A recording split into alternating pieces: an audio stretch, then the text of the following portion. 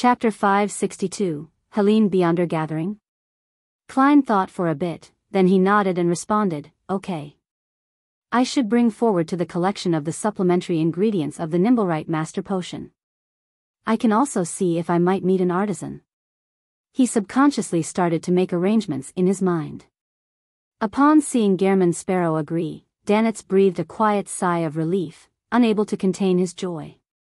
For the past few days, having had his bounty raised significantly, he had obediently stayed in the suite to monitor the radio transceiver. He was so bored that he yearned for the evening to arrive immediately. The Beyonder gathering that Danitz mentioned was at the Amiris Leaf Bar, where pirates, informants, and adventurers were active. It was the first choice if one wanted to gather information and buy supplies. Dressed in a black coat and silk top hat, Klein followed Danitz through the crowded bar's lobby and into a card room. Under the watchful gaze of several bouncers, he gave the predetermined signal and descended down a flight of hidden stairs to a wide underground area. It's like the Evil Dragon Bar in Tingen City. There's an underground market for herbs, essential oils, ancient books, charms, and all sorts of common mysticism materials. However, the difference is that there are also all sorts of guns and ammunition for sale. Klein even discovered antiquated muskets and lead bullets. They also sell fake identity documents and fake seals. As expected of an overseas colony, their industry is much more developed than Tingen's. I'll buy a batch of ingredients later to make charms in the Sea God domain. There will always be some discounts if I purchase them in large quantities. Klein slightly turned his head from side to side to take in the situation in the underground area. Next to him, Danitz, who was already doubtful about his own disguise skills, had deliberately put on a cap, keeping the front of his cap down to cover half his face. With great familiarity, he led Klein to the other end of the underground market and knocked on the closed door with 2 long knocks and 4 short knocks. Behind the door, there was only a single candle. It swayed on the lampstand on the side wall, scattering yellow light onto the tiny room. Danitz pointed to the long robes, masks, and other items which were hanging or placed on a table, and said to Klein, "It's up to you to decide whether you would don a disguise. You can also choose not to." Klein looked around, his gaze sweeping past the bouncers in the room. "I don't need it. I am now an informant for the kingdom's military, and the Church of Storms also knows of my identity, so there's nothing for me to be afraid of. If the pirates and adventurers have any malicious thoughts about me because of my lack of a disguise, and if they attempt to attack me, hee." Klein suddenly pictured bounty rewards flying towards him one by one. Danitz curled his lips secretly, picked up a black iron mask, and wore it. Then, he and Klein passed through a dim corridor and into another room under a bouncer's lead. The place was lavishly decorated. The floor was covered with a thick carpet from the southern continent, the walls were decorated with shining lampstands, and the fresh smell of candles could be caught as they suffused with light. Klein glanced around and, without Danitz's help, found a brown leather sofa and sat down on it. He leaned back and crossed his right leg. There were already more than 20 people of various genders gathered here. Some were in hooded robes, while others showed their faces. According to Danitz's description in the morning, not all of the people attending this gathering were Beyonders. There were spokesmen for certain factions, as well as adventurers, pirates, and mysticism enthusiasts who wanted to become Beyonders. Time slowly passed in that quiet environment. About 7 or 8 minutes later, the old man who was sitting on a reclining chair straightened his back and crossed his hands. He chuckled. "Everyone, let's begin." Because he was old, his white hair was sparse, leaving only a thin layer. However, his light brown eyes weren't turbid, with them being bright and sharp. The organizer of the gathering, Strongman O'Zeal, a famous pirate in the past, and now the secret boss of the Amiris Leaf Bar, Danitz leaned slightly and introduced the man to Klein with a suppressed voice. He'd actually mentioned it in the morning, but he was afraid that Gehrman Sparrow failed to match a name to the face and would later vent his anger on himself. It's a sorrowful matter to have a secret grasped by others. Danitz sighed inwardly. Klein nodded indiscernibly as he silently watched the transactions happen. There were potion formulas for warrior, sailor, mystery prior, and others, but no one bought them. The expectant sellers were disappointed again and again. Danitz glanced at Gehrman Sparrow, who wore an expressionless face. He then leaned over and explained in a low voice, "There is no notary at this gathering, nor any powerful seer. The authenticity of the potion formula cannot be guaranteed. It's too easy to fake such things, and even if people recognize that the formula is fake, the seller cannot be punished because he might be a victim as well." "I know. This is one of the reasons why potion formulas fail to be widely spread." Klein uncrossed his right leg, leaned forward slightly, and said in a voice that was neither loud nor low, "I need the remnant spirituality of an ancient wraith." He didn't mention the eyes of a six-winged gargoyle, the spring water from Sonia Island's Golden Spring, or any other supplementary ingredients. He was worried that others would guess that he was a faceless who was preparing to advance to Nimblewright Master.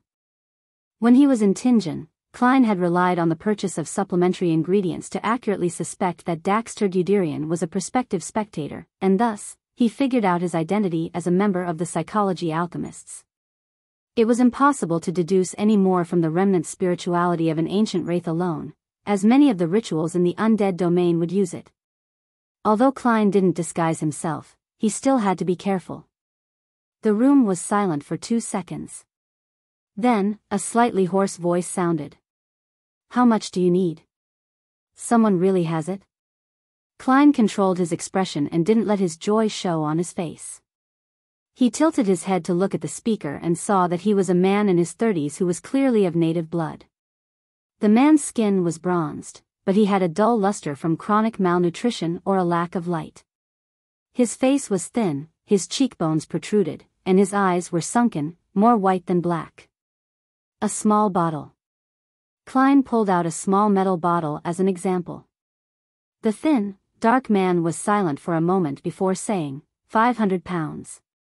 "That's reasonable."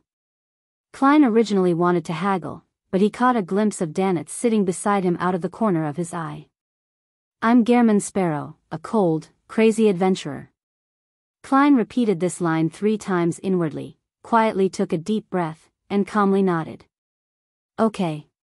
He took out the large stack of cash he had prepared, and he counted out a sum of £500. The man with the mostly white eyes took out a glass test tube from his pocket, threw it at Klein, and said, "All the spirituality will be gone after a year." He wasn't afraid that the other party wouldn't be unable to catch it, because even if it were to break, it wouldn't affect the material itself. It would only be a matter of changing the container. Klein raised his right hand and accurately caught the glass tube. He saw many phosphorescent spots floating in the tube, and when they touched the glass wall, they would strangely expand, forming a face with blurred features that opened to form a mouth that screamed silently. "It's real." Klein nodded to himself and handed the thick stack of cash worth £500 to the attendant who approached and handed it to the seller. The trading continued, most of it failing with only a small number succeeding. At the end of the day, the gathering's organizer, Strongman Ozeal, laughed and said, "I have a request." As he spoke, he pulled out a photo from his inside pocket. "The reward for finding the person above is £1,000 or some other common Beyonder ingredient of equal value. Remember, do not hurt her." £1,000? This would make most adventurers go crazy. I wonder who he's looking for, to offer such a high reward. Not surprisingly, Klein saw that everyone present was willing to give it a try. The picture began to be passed in a counterclockwise fashion, and a few minutes later, it was in Klein's hands. As he casually swept a glance over it, a bit of surprise suddenly surfaced in his heart. The woman in the photo was rather pretty, with bright red hair and a pair of green eyes that resembled emeralds. Her skin wasn't fair, but she gave off a healthy feeling. At the time of the photo shoot, she was wearing a long, lake-colored skirt. Her waist was tightened with a flower-shaped ribbon, making her appear exceptionally slender. Although her face seemed to be smiling, her overall appearance was one of displeasure and awkwardness. A girl with a good family background. Who would pay £1,000 to find her? Furthermore, the premise is that she cannot be hurt. A picture of her forcing a smile. Many romance stories with intertwined love and hate flashed in Klein's mind. Stories like a tyrannical pirate falling in love with a wealthy merchant's daughter, abducting her onto his boat before she eventually escaped, or some noble lady from a declining noble family turning into a pirate, and was later caught due to a mistake, only to have a sinful relationship with a mid- or high-ranking mandated punisher or military officer, thus escaping from her predicament and imprisonment. How a newly advanced demoness accidentally fell into a debt of love when giving someone pleasure. Such thoughts flashed through his mind, and Klein almost raised his hand to cover his face. I've read too many novels in my previous life. And I happen to have a trauma because of demonesses in this world. He sighed to himself, looked up at Oziel and asked, "What's her name?" "Helene," Oziel answered succinctly, but she must have switched to using a fake alias. "Helene, a typical female Intis name." Klein asked again, "Is there anything she often wears?" "Hair is fine too." This was a medium that could be used to seek her with divination. Klein didn't mention things like recently worn clothes that hadn't been washed, afraid that the employer behind the scenes would throw him a piece of lingerie, making it awkward. Oziel shook his head. "Nothing. She has a strong anti-tracking ability." "What's her strength like?" another member of the gathering asked. Oziel said in a serious manner, the employer didn't give a detailed description. "It said that she isn't too strong, but she's stronger than a sequence 9. You don't need to capture her. As long as you determine her whereabouts, you will be paid." Chapter 563, The Fool's Blessing. As long as you can confirm her location, you can receive £1,000. This is the first time I've seen such a mission. On the street outside the Amiris Leaf Bar, Danitz rubbed his hands together with a hint of excitement. He clenched his fists and hit the tall iron-black gas lamppost, yearning to immediately wander around the city and find the red-haired woman named Helene. To him, £1,000 wasn't a small sum. It was enough to add one more house to his line of properties in Biyao. It just wouldn't be located in the most prosperous and valuable districts. The elf flying carpet he had previously obtained was only around £2,000 to £3,000, and this was the reward he had gained from fighting dangerous fellows such as Steel Mavady and Blood Brambles Hendry. It was completely incomparable to the easy mission of finding someone. Klein, who was walking ahead, held a package wrapped in newspaper. They were the charm materials which had cost him £15. He slowed his pace a little, glanced at Danitz, and spoke without expression, £5,500. Danitz's excitement froze on his face. Only then did he remember an important problem. In the eyes of the other pirates and adventurers, he was as attractive as red-haired Helene. They didn't need to fight him. Once they recognized him, they could report his identity to the military, the church, or the police, and they would receive a reward worth more than £1,000. After all, he was already a great pirate worth £5,500. Searching for red-haired Helene would be equivalent to a lady with a nice figure and good looks entering the Red Theater for entertainment. Dog shit. Danitz spat out a single word, his face grim, as he stretched out the middle consonant. At the same time, he automatically pulled down his cap even lower. Klein, who had poured cold water on Danitz, resumed his normal walking speed and considered the question of finding the red-haired Helene. The lack of a medium and the necessary information had made it difficult for him to use divination, so he had to consider other methods. Activate my underlings to do an investigation of the entire city? This is something that can only be done by the church, the military, and the police. Even the local gangs would find it difficult to accomplish. Wait, I think I can. I'm not sea god Calvetua. My believers are all across Biyao and Blue Mountain Island. I just need to make an announcement, no, a revelation to all my believers, and I can get them to search for red-haired Helene. But would this damage my standing? To do something like that for £1,000, even a god wants some face. If I were the real sea god, I wouldn't care about this. However, I'm now acting as Calvetua. I have to maintain the dignity of a god as best as I can. Back when Calvetua was on the verge of collapse, it didn't even broadcast a revelation when it was urgently trying to find Letitia and her subordinates. Instead, it only gave orders to his worshippers in the upper echelons. I can change its commandments as part of reconstructing an image, but I can't appear too low class. Well, that should also be a requirement of true acting. It would be difficult to organize an investigation just by giving Kalat, Edmonton, and the others a revelation. Furthermore, they would definitely magnify the severity of the issue and cause a huge commotion. It would only make things more difficult to deal with later. There's another solution. I can throw the radio transceiver above the gray fog and attempt to contact the magic mirror, Rhodes. I'll ask him about red-haired Helene's location. I have to be careful about this. I need to prepare ahead of time and confirm it via divination.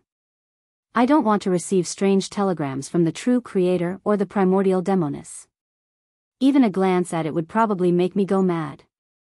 Having quickly come up with ideas, Klein boarded a rental carriage parked at the corner of the street. Danitz pressed his cap and followed closely behind. Returning to the Wind of Azure Inn, Klein took off his hat and coat while saying to Danitz, "If your captain contacts you through a dream, ask for information about red-haired Helene. She probably doesn't know.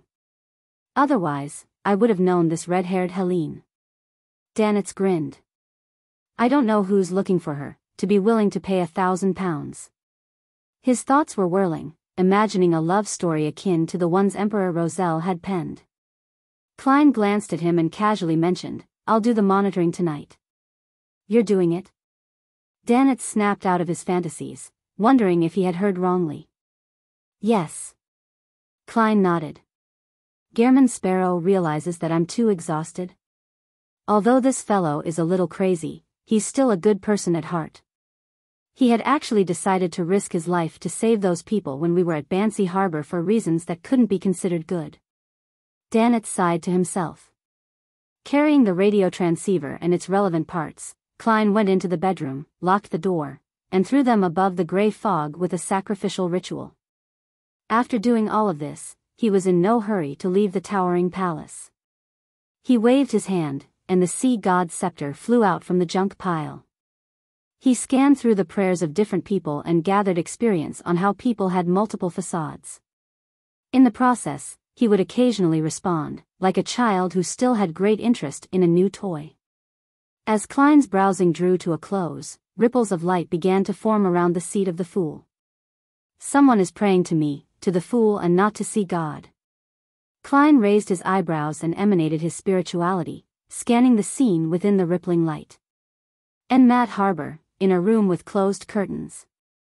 Dressed in a classic black robe, Ed Sheeran resisted the impulse in his heart and said to the sweet, young girl, "Denise, the gift of God is in our bodies, but if we want to obtain it, we must have a teacher guide it out. Your soul is pure and beloved by the gods. I will personally guide you. In the process, no matter what happens, you must trust me and listen to me. Before that, do you have any questions?" Ed Sheeran was a swindler. His specialty was to establish a cult to cheat others for money and sex. He would then decisively flee before it reached a certain scale that would garner attention from the police. This time, he had come from Backlund, disguised as one of the fools blessed that many gangsters in the capital were looking for. He had also developed a batch of believers in his target group. He falsely claimed that the fool was the incarnation of the Lord of the Storms and that he would come to save the faithful during the apocalypse. This was a secret that could not be widely publicized and could only be spread in secret, otherwise, it would attract the attention of the gods of the other churches. Only those who were chosen would be able to believe in the fool in advance and be the first batch of the redeemed. To make himself appear more persuasive, he spent a lot of money in Backlund, buying a piece of paper with the honorific name of the fool written on it. As for what was on the piece of paper, his comment was, "It looks like it's real."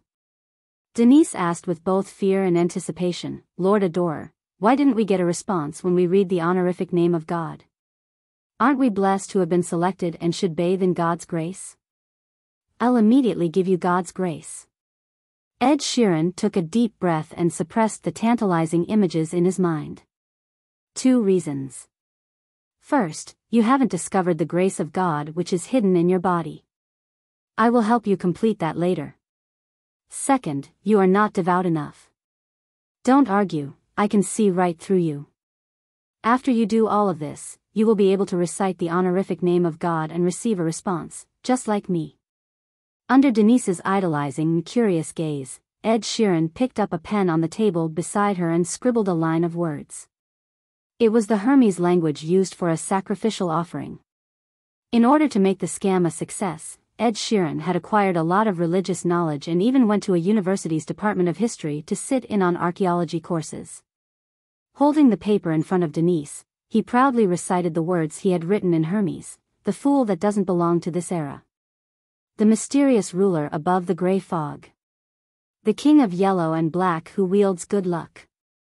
Following that, with half-closed eyes and open arms, he said dreamily, I feel the blessings of God. At this moment, a streak of silver lightning descended from the sky and landed right on Ed Sheeran's head. With a sizzling sound, the tiny electric bolts snaking across his body scurried. With God's blessing, he fell to the ground and his body quickly charred while his muscles twitched violently.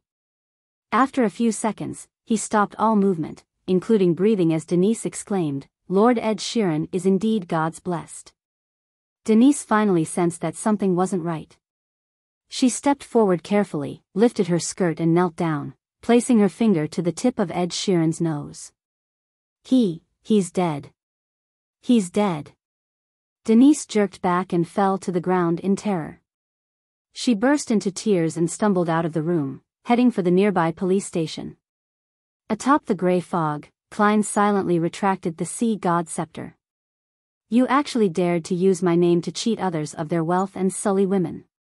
The corner of his mouth twitched, wishing he could give another bolt of lightning to that man named Ed Sheeran. This was called a corpse mutilation. The girl would probably call the police, right? This kind of case would inevitably be referred to a corresponding Beyonder team. I wonder if it will be the Nighthawks, the mandated punishers, or the machinery hive mind.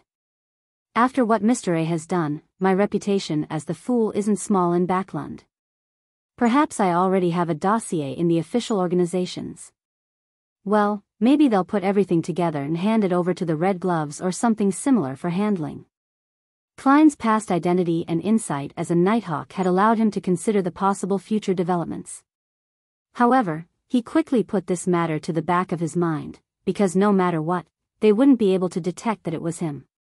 Klein threw the sea god scepter back into the junk pile, ready to return to the real world. Suddenly, one of the dark red stars that were quietly floating in the boundless gray fog had lit up all of a sudden, emitting a light that was as bright as water. It swelled and shrunk repeatedly in an abnormally conspicuous manner. This was a crimson star that didn't belong to any member of the Tarot Club. What a busy day today. Who could it be? Like Miss Justice, Mr. Hanged Man, and Little Sun, someone is relying on a certain object to connect with the gray fog? Klein's spirituality spread out as he thought. He didn't respond and only observed. Chapter 564, Knowledge Pursuer. As Klein's spirituality made contact, the constantly expanding and contracting crimson star presented the images and sounds contained within. A black-haired woman in a classical robe had fallen to the ground, writhing in pain. She held an ordinary-looking celestial globe in one hand, and in the other, she held a short scepter that wasn't even the length of a small arm. Her strong will to survive almost broke through the binding of the crimson stars and directly entered Klein's ears. Like Justice and the Sun, this woman's figure appeared rather blurry, making it difficult to discern her exact appearance, but there were some things Klein could clearly see, such as her facial features, such as her splitting cheek muscles and the flesh inside that was contracting into eyeballs. Other features included her ears stretching outwards like a trumpet, or her fingers which were scratching at the floor to create bright streaks of blood, as well as a pair of cold, lashless eyes that were almost transparent and were situated above her. The black-haired girl's mutation didn't decline.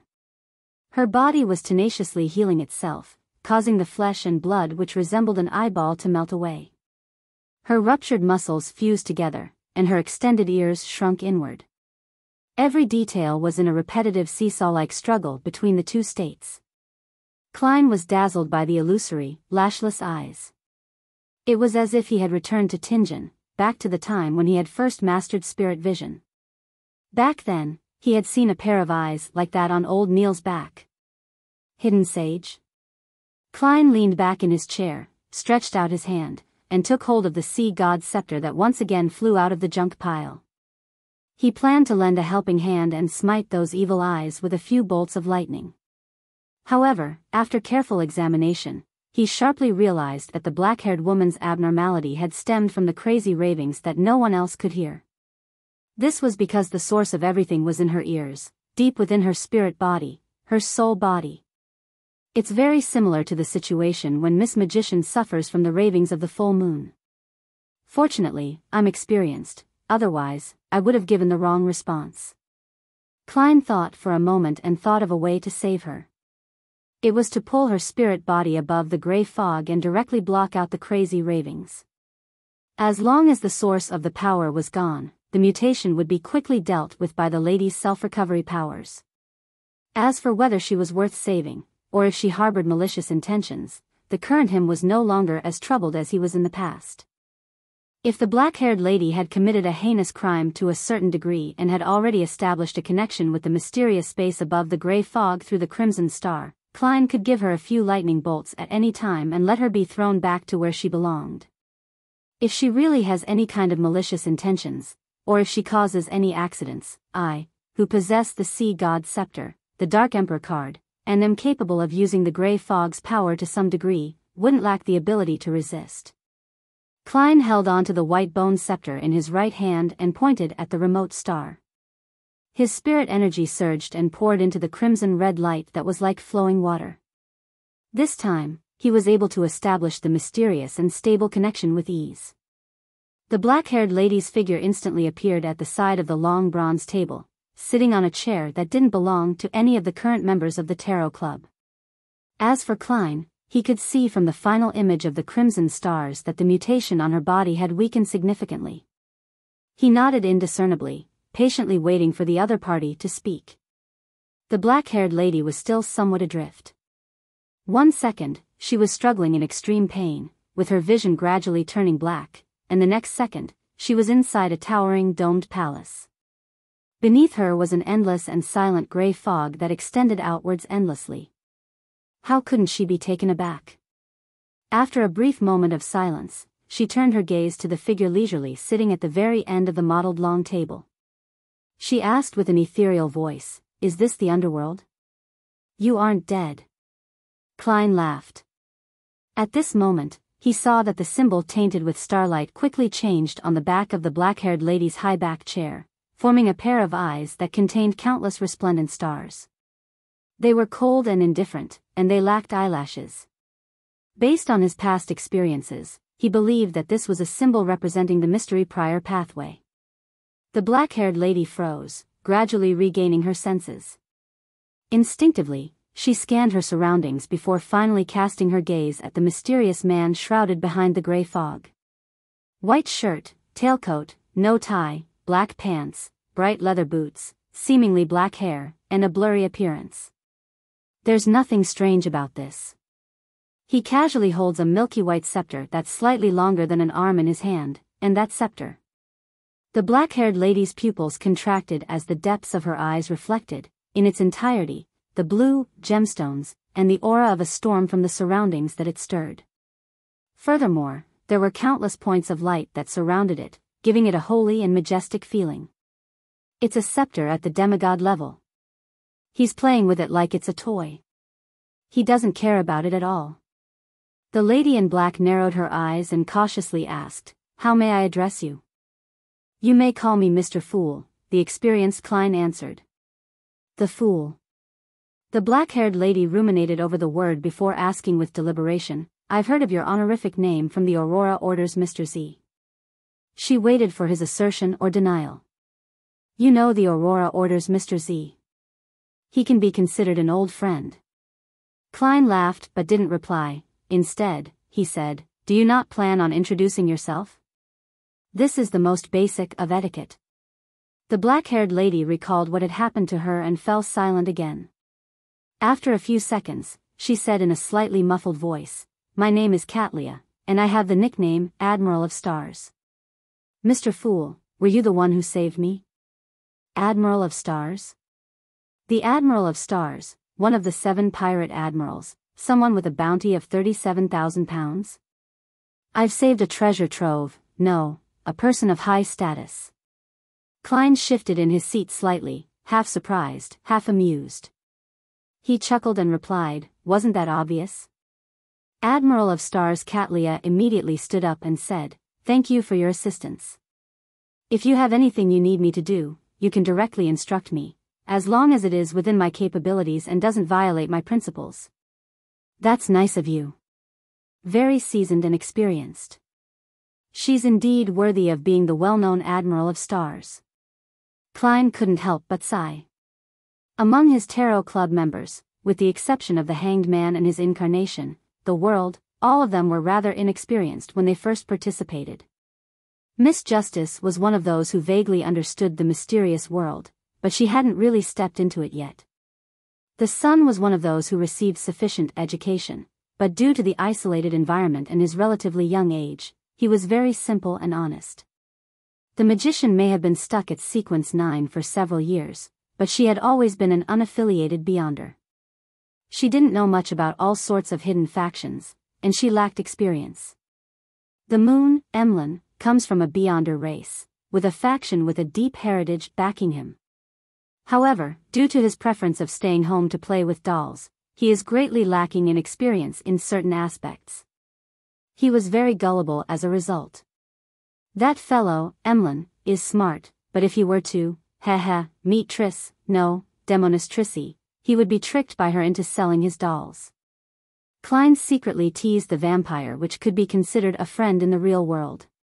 He looked at Admiral of Stars and didn't directly respond to the matter of her repaying him for saving her life. Instead, he smiled and asked, are you a member of the Moses Ascetic Order? Yes. Catlia didn't believe that this was something she could hide from Mr. Fool. Klein smiled. What did you just do to provoke that guy? He wasn't sure that the pair of eyes belonged to the hidden sage, so he used a vague term, that guy, instead, so that, no matter what, the fool was absolutely correct and upheld his standing. After a moment of silence, Catlia said, no, I didn't provoke him. She paused, then she continued, the members of the Moses Ascetic Order believe that all objects are numeric, and we pursue knowledge itself. However, Emperor Roselle once said that we aren't pursuing knowledge, but that knowledge is pursuing us. The hidden sage is an embodiment of knowledge itself. He is chasing us, every single Moses Ascetic Order member. When too much knowledge is injected into us, without us being able to quickly digest and master it, a situation like before would happen. Either I lower my defenses and open my mind to accept the modifications from the hidden sage, or I would tenaciously resist it or end up losing control. If that's the case, you aren't specifically targeted by the hidden sage.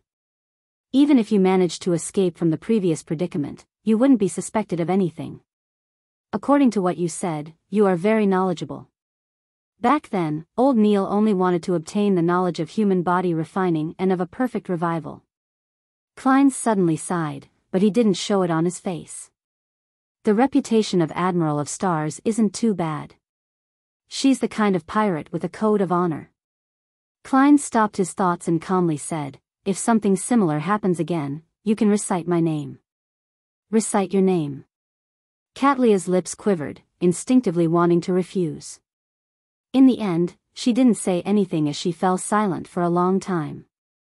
After repeatedly weighing the pros and cons, she stood up, crossed her arms in front of her chest, and slightly bowed as she said, how may I be of service? Klein laughed and said in an indifferent tone, in the future, provide some assistance to my blessed. By your will. Catlia sat down again and asked cautiously, is the honorific name provided by Mr. Z yours? She then repeated the honorific name of the fool to him. Klein nodded his head, indicating that she was right. Catlia looked at the other empty seats and asked after some deliberation, Honorable Mr. Fool, will there be others here as well? Klein laughed and replied, people like yourself. They set up a regular gathering, and I bear witness. After a few seconds of silence, Katlia asked, "Can I participate?" She thought that since she wasn't connected with the mysterious existence known as the Fool, it was better to know more than to do nothing. "Of course, you have money, knowledge, influence, and needs." Klein casually leaned against the back of the chair. "Sure. Without my permission, you are not to leak this matter." "All right." Katlia answered without hesitation. Klein tapped his left index finger and revealed the rest of the tarot cards on the bronze table. They use tarot cards as their code names. "These are the remaining ones. Pick one."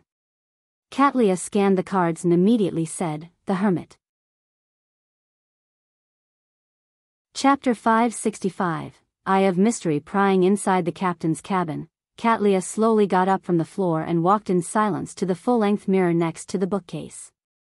In the mirror, the skin on her face was fair and smooth, without a single crack. Her ears were small and normal, showing no signs of expanding. Her deep purple eyes were calm, as if nothing had happened. However, she could see more with her eyes that carried a sense of mystery. Hidden beneath her skin were eye-like flesh and blood that hadn't fully dissolved, her soul body, whose pain and madness were rapidly dispersing, innumerable illusory objects with ineffable forms that roamed about, sailors who were cleaning the deck several rooms away. Everything within a range of a few dozen meters was revealed to her in an unobscured but unusually chaotic manner. From the day she had become a Sequence 5 Constellations Master, her mystery prior powers had been greatly enhanced. She could faintly see that there were thick curtains around her that resembled shadows, and behind the curtains, something seemed to be watching her and all living beings. There are no traces of being influenced by Mr. Fool, which in turn explains many things. He was able to directly pull my soul body into that mysterious space with a strange, tyrannical, and secretive power. It's not something that a demigod scepter can compare to. Although he was dressed in contemporary clothing, this doesn't mean anything. For an existence at this level, it's very easy for different people to see him in different forms, and his true appearance would probably cause every person that sees him directly to lose control and die. Katlia stared at herself in the mirror, thinking silently about what had just happened. It was inevitable that she had some predictions about Mr. Fool's identity, but this was only guesswork without any evidence. The fact that he is wearing a tailcoat doesn't mean that he is very young or that he was born recently. Perhaps his essence is ancient, even older than the 7 gods. The knowledge that is pursuing me tells me that before the cataclysm, there were indeed older gods, and he might be one of them, Katlia said silently to herself before turning away from the full-length mirror and walking back to the place where she had struggled in pain. She picked up her glasses that had fallen to the side. She put the thick glasses on her nose, hiding her deep purple eyes. Everything that didn't appear under a normal person's vision quickly disappeared from her sight. Katlia stood there, thinking again about the influence Mr. Fool and the so-called Tarot Club would have on her. Unknowingly, a tall figure surfaced in her mind. The words that she would never forget had once again echoed in her ears. "Leave. Your destiny doesn't lie with me." "Is this my destiny, Your Majesty?" She closed her eyes. In the ancient and majestic palace above the gray fog, Klein's fingers tapped the edge of the long, modeled table as he made all the tarot cards on the table disappear. He was thinking about what the subsequent developments would be after the Admiral of Stars joined the Tarot Club. If there's no other way, and if I might really need to take a detour from a safe sea route and enter the sea that was once a battlefield of the gods, to search for singing mermaids, having the Hermit, who is fearful of the Fool, in my control is better than cooperating with Vice Admiral Iceberg Edwina. Using her ship would be much safer. Yes, Mr. Hanged Man will be a backup choice. Admiral of Stars is a Moses Ascetic Order member. She grasps plenty of knowledge and is very helpful towards the Tarot Club, but it's a latent risk for me. Mr. Fool's image is built on the foundation of being unfathomable. In the future, I have to be more careful. I mustn't answer things I'm not sure of. On matters I'm unconfident about, I'd rather be vague and handle matters like a charlatan. Of course, to fully resolve this problem, I should quickly improve myself and become a high-sequence Beyonder. My strength needs to match my level, and my standards need to match that pedestal. With such a sequence 5 powerhouse with many subordinates under her, the overall strength of the Tarot Club isn't considered low. After obtaining the Sea God Scepter, I don't have to worry that members of the Tarot Club will be too strong, with problems easily arising. I hope that there will come a day when this member of the Moses Ascetic Order, Admiral of Stars, will be able to play an important role in my revenge against the hidden sage. Klein exhaled as he vanished from above the grey fog. Backlund. Beneath St. Samuel Cathedral. A red-gloved nighthawk entered the temporary office assigned to them, with a telegraph in hand. "Captain, something happened at Inmat Harbor," he said to Sol Assurer Soest with some excitement. Soest touched the right side of his hair and asked, "What happened?" "There's a new development from the Fool, the one the Aurora Order is seeking." The member holding the telegraph handed the piece of paper over. His answer immediately attracted the attention of several red gloves who were present, including the man with black hair and green eyes who was taking an afternoon nap with his chair lifted up and his feet on the table. He had covered his face with his hat. Soest took over the telegraph and scanned it before immediately laughing. Someone lied by claiming to be his blessed in an attempt to scam others, but after chanting his name, he was smote to death on the spot by a bolt of lightning. There really is a hidden existence known as the Fool. The files relating to the tarot ritual and the Fool had been handed over to Soest's Red Gloves team. They were in charge of the investigations, but there were no leads, and they didn't put much emphasis on it because they had other missions on hand. The Fool has powers in the lightning domain? Leonard Mitchell removed the black hat from his face. Who knows? If he's the embodiment of some old friend of ours, it's possible to do something similar by preparing a corresponding mystical item. It's not without precedent. This is especially so for the fake gods in the southern continent and the colonial islands. Holy Lord of Storms, those cheats claim that the Fool is another manifestation of the Lord of Storms. This might also be why he was smitten to death. Soest leisurely threw the telegraph aside. Leonard glanced at it, lowered his feet, half-turned, and chuckled. "Aren't we going to perform some investigations?" "How? Are you going to feign ignorance and recite his honorific name?" Soest sneered. "This has a high probability of catching the tail of the Fool, but I will basically be bidding farewell to this world. My digestion of the nightmare potion has been going pretty well, and I just got another good item. There are still plenty of sequences up ahead which are waiting for me. How can I enter into an eternal sleep so soon?" Leonard stroked his drooping hair strands and said, "We can get a few criminals on death row to give it a try." But he could just as easily not respond. Soest shook his head. "We can start from the 2 cases that involved the tarot rituals. I'm more and more convinced that it has something to do with the Fool. Firstly, the Fool is one of the major arcana tarot cards. Secondly, the organization that is seeking or cracking down on his blessed is the Aurora Order. And the first case that involved the tarot ritual is the Lenivis case.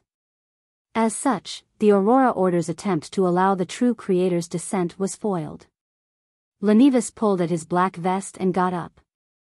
Soest thought about it seriously and said, "The clues from the other cases happen to have been cut off as well. For now, we have nothing else to do. You can try to investigate the 2 tarot ritual cases." "Sure." Leonard smiled back. This was exactly what he wanted. With a case that no one cared about being handed to him, he had won a certain amount of time to act freely.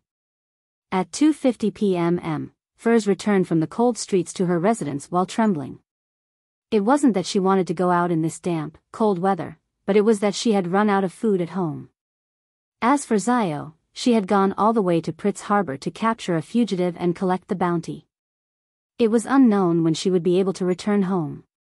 She's always instinctively chasing after and capturing fugitives. It can be said that she has been acting in some way. Holding the large brown paper bag in her arms, she habitually fished for her keys to open the mailbox and take out the letters and bills. She entered the house, put the food away, and took off her thick coat that tightly clung to her body. Furs began to look through the letters. Suddenly, her eyes lit up. There was a letter from her teacher, Dorian Gray. After she advanced to Trickmaster, the first thing she did was to write about it in her letter and mail it to Dorian Gray, hoping to receive her teacher's praise and subsequent guidance. However, days had passed without her receiving a reply. For a moment, she wondered if she should visit Pritz Harbor out of concern. Furs quickly opened the envelope and began to read through it. I'm sorry that I have only replied now. I previously left Pritz Harbor for some time for a relative's funeral. Your talent leaves me gratified. Perhaps the stories hidden in your heart have helped you in acting. After you digest the Trickmaster potion, I'll provide you with the Sequence 7 astrologer formula and some ingredients, as well as a gift. The crux when it comes to acting as a Trickmaster lies in performing and hoodwinking. Hoodwinking can also be replaced with deceit. This has been verified by generations of Beyonders. You can take into consideration other pathways like swindler and magician. The meaning behind their names is, in some sense, similar. Furs heaved a sigh of relief, glanced up at the wall clock, and hurried back to her bedroom before locking the door behind her. The weekly tarot gathering was beginning. Not long after, a crimson light flooded her eyes, drowning everything. In the ancient and mysterious palace, just as Furs was about to look at Mr. Fool, she suddenly saw a figure beside her. That seat had always been empty. A new member? A lady? The magician Furs moved her eyeballs slightly, pretending not to care as she half turned her body. Another new member? And it's a lady. Miss Justice was about to get up and greet Mr. Fool when she saw an unfamiliar figure. While feeling puzzled and expectant, she discovered a problem. The women were on one side of the table, while the men were on the other side. This should be divided according to Mr. Fool's intentions. I wondered if there's any symbolic meaning behind it. Yes, the ladies are on the left, and the men are on the right. Being neither left or right is what defines a god like Mr. Fool. Ah, yes, there's also Mr. World. Heh, could it be that he's neither man or woman, or even a human? Audrey, you're thinking too much. Justice stood up and bowed, speaking with a light and brisk tone. Good afternoon, Mr. Fool. Chapter 566. The details of clothes. Klein's lips curled up in a slight nod in response to Miss Justice's pleasant greeting. He was just about to introduce the hermit to everyone, and everyone to the hermit when he noticed that Miss Justice didn't stop. Her gaze shifted to the other side as she greeted, Good afternoon, Mr. Hanged Man. This time, she didn't follow the order of the tarot cards but followed the order in which the person joined the tarot club. After this round of greetings, the hermit will essentially get to know everyone, and there's no need for the fool to introduce her. Miss Justice is obviously doing it on purpose. She's really considerate. As long as a Beyonder of the spectator domain gets serious, they act differently for matters like this. Klein was surprised for a moment before he praised her silently. At the same time, Alger responded to Audrey's greeting while cautiously sizing up the new member. Female. It's barely possible to tell that she's wearing a black gown with many patterns on it. Her hair is black and her eyes are a little purple. Alger managed to find certain traits in her blurred, distorted image. Suddenly, his heart sank as he recalled the scene he saw a few months ago at the pirate convention. Back then, scattered starlight had magically formed a long bridge between the huge sailboat and the palace in the depths of the island. Admiral of Stars Catlia, who was wearing a black classical robe, had walked in midair, carrying a celestial globe and a short scepter by her waist. And the celestial globe resembled the strange weather bottle that Alger had previously received. The latter had coincidentally shattered after he had been pulled into the gathering by Mr. Fool. Could it be her? She looked somewhat similar based on her attire. But the Admiral of Stars wears glasses, while she doesn't. It cannot be confirmed. It'll require further observation and evidence. Unfortunately, I only saw her from afar and know little. Regardless, I should be careful. When exchanging information, I should try my best to avoid divulging details about my actual situation. The world is Mr. Fool's blessed, letting him know of my identity is totally different compared to the others. No, the other members. After the matter regarding the sea god, Mr. Fool has recovered a considerable amount of strength. He's even able to pull in a powerhouse like a pirate admiral. Thoughts flashed through Alger's mind as he slightly fidgeted in his seat. Mr. Hanged Man's body language tells me that he is alert and guarded. Does he know the female newcomer, or has he guessed something? How intriguing. Audrey's gaze swept across without leaving a trace and landed on Derek. At this moment, Katlia was also carefully and seriously examining the members of the Tarot Club in the order they were greeted in. The mysterious purple color in her eyes slowly flowed in an indiscernible fashion. Although she couldn't truly see through the blurry concealment of the fog, she could still make out the details of their clothing. The Hanged Man, a man in his prime, in his 30s, and has messy hair like seaweed with a rare deep blue color. This is a common mutation seen in the Sailor Pathway. He's wearing a robe with the patterns of storms and waves. Someone from the Church of Storms? Katlia's pupils contracted. She didn't show any abnormalities as she continued to observe the rest of the members. The son, a young male, perhaps still underage. His attire is rare and has a simple ancient sense of beauty. It's very tight, making it suitable for combat. Is he a beyonder in this aspect? The world, neither an old man nor a young man. He has a gloomy temperament and wears a hooded robe. He has a feeling as though he's not a living person. Is this something similar to Senor or Steel Mavati? Or some other sequence I'm unaware of? The magician, a young woman, wears a common lone-styled dress. Apart from having a trait of languidness, she doesn't have any other characteristics. This kind of person is the easiest to ignore, so she needs to have more attention paid to her. The moon, a young man. He sits very casually. Black hair, red eyes, and wears an Earth Mother priest robe. There seems to be only one possibility for such a combination, a vampire. As expected, the members of Mr. Fool's Tarot Club aren't that simple. Just a preliminary judgment involves two churches. Katlia withdrew her gaze and met Audrey's gaze. Sensing the other party's intention to ask, she nodded lightly. The Hermit. Katlia had spoken in ancient Fasak, deliberately avoiding the more familiar languages of Intis and Lone, as she had done so back when she was communicating with Mr. Fool. And she had noticed one thing. Mr. Fool had previously told her that the time the gathering was being held was at 3 p.m. on Monday, Backlund time. Does this mean that the members of this gathering are currently predominantly made up of people from Lone?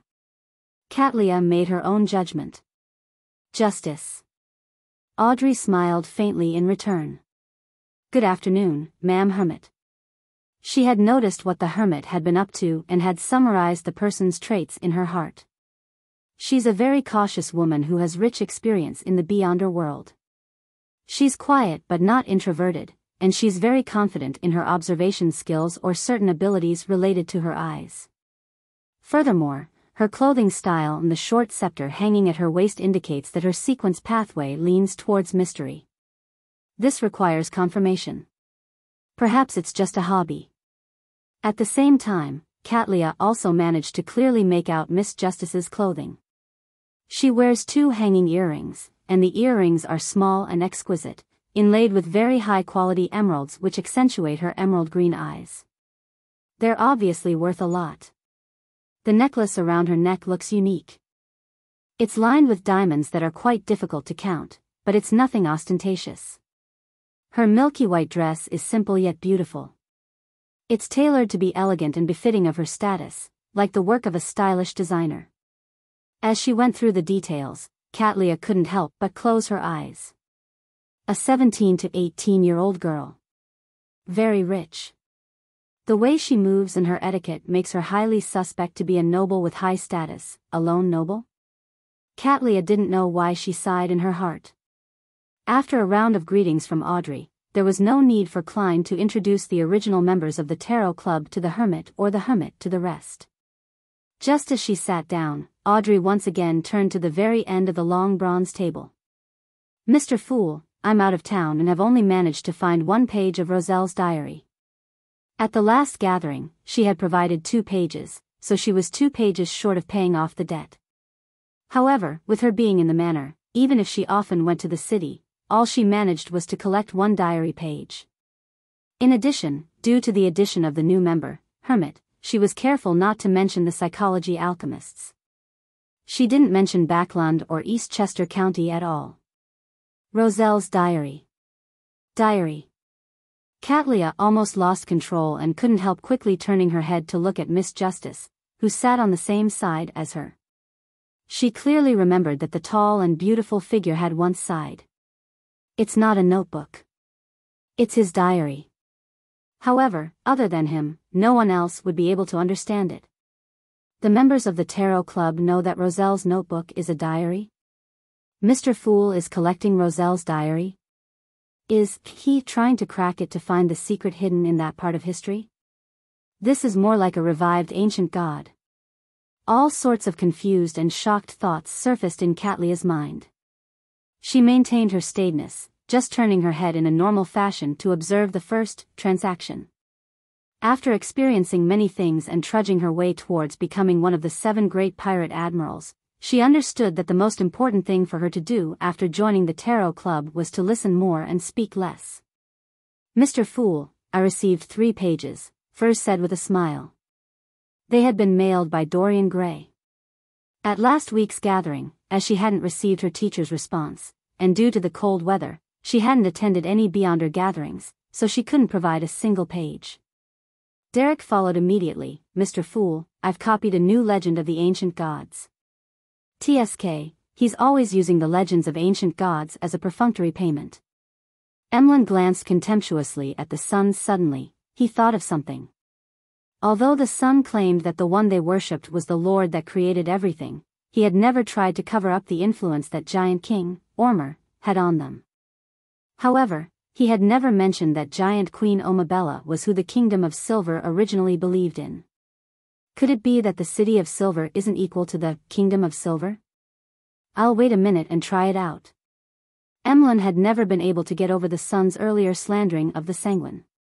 4 pages of Roselle's diary, a legend of the ancient gods, that's pretty good. I wonder if it contains information about the High Elf, Kohinum. Alas, after Mr. Hanged Man learned that the world is a blessed, I cannot make the world ask questions without any qualms. Klein thought quickly and said with a chuckle, very good. He helped Miss Justice, Miss Magician, and Little Sun conjure their respective content, which flashed into the palm of his hand as he casually browsed through them. Mr. Fool doesn't seem to be deciphering it. He can read Emperor Roselle's diary. W.H. Watts, his background? What is his true identity? A sense of indescribable terror and dread suddenly welled up in Catlia's heart. She quickly retracted her gaze and looked at the long bronze table, as if she was memorizing the simple patterns on the table's surface. The reaction the hermit showed when realizing that Mr. Fool is able to read Roselle's diary exceeded my imagination. Is she concerned with this matter, or is it somehow related to her? Audrey pursed her lips thoughtfully. Although the other party hid it quickly and naturally, this was still obvious enough for a sequence 7 from the spectator pathway. Klein sensed the abnormality of the new member, the hermit, because he also wanted to see how this member of the Moses ascetic order, who had a great deal of knowledge, would react to it. The result left him surprised. Isn't that a little too intense? Klein didn't have the luxury of time to think about it as his gaze fell to the first page of Roselle's diary. Chapter 567, Source of the Matter, April 4th. I just returned from Countess Warinka's masquerade party when I suddenly felt an emptiness in my heart. One woman after another. The monotonous and mechanical movements, the indistinguishable smell of perfume, and the warmth from the entanglement of their limbs, all these in exchange for a few seconds of pleasure, followed by endless boredom, disgust, emptiness, and numbness. What pleasure is there in such a life? Is the meaning of life to just do this every single day? I can't go on like this. I have to get out of this sorry state. Also, I need to remind myself that I shouldn't habitually write Arabic numerals. Emperor, there are actually times when you reflect on yourself and act like a hipster? This doesn't fit with my image of you.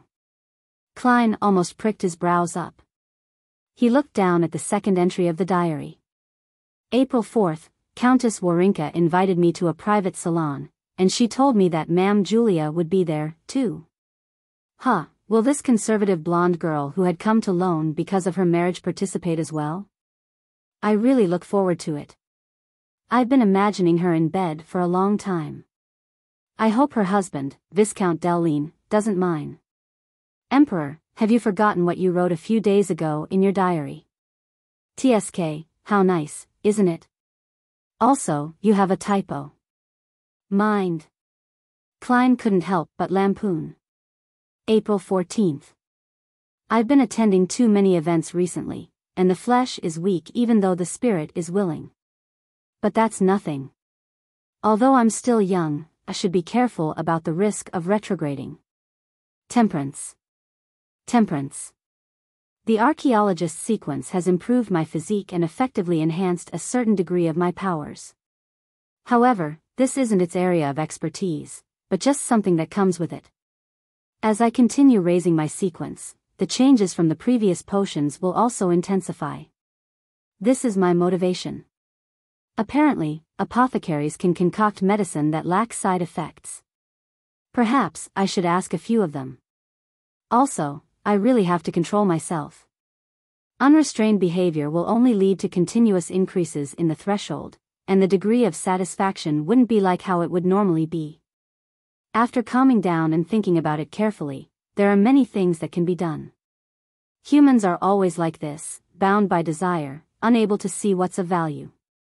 Why did I transmigrate over here? What secrets lie hidden in the depths of the stars above my head?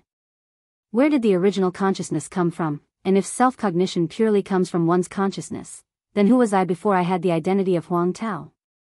Who does the essential part belong to, Emperor? Are you describing to me what it means to be a pervert and philosopher before and after the deed?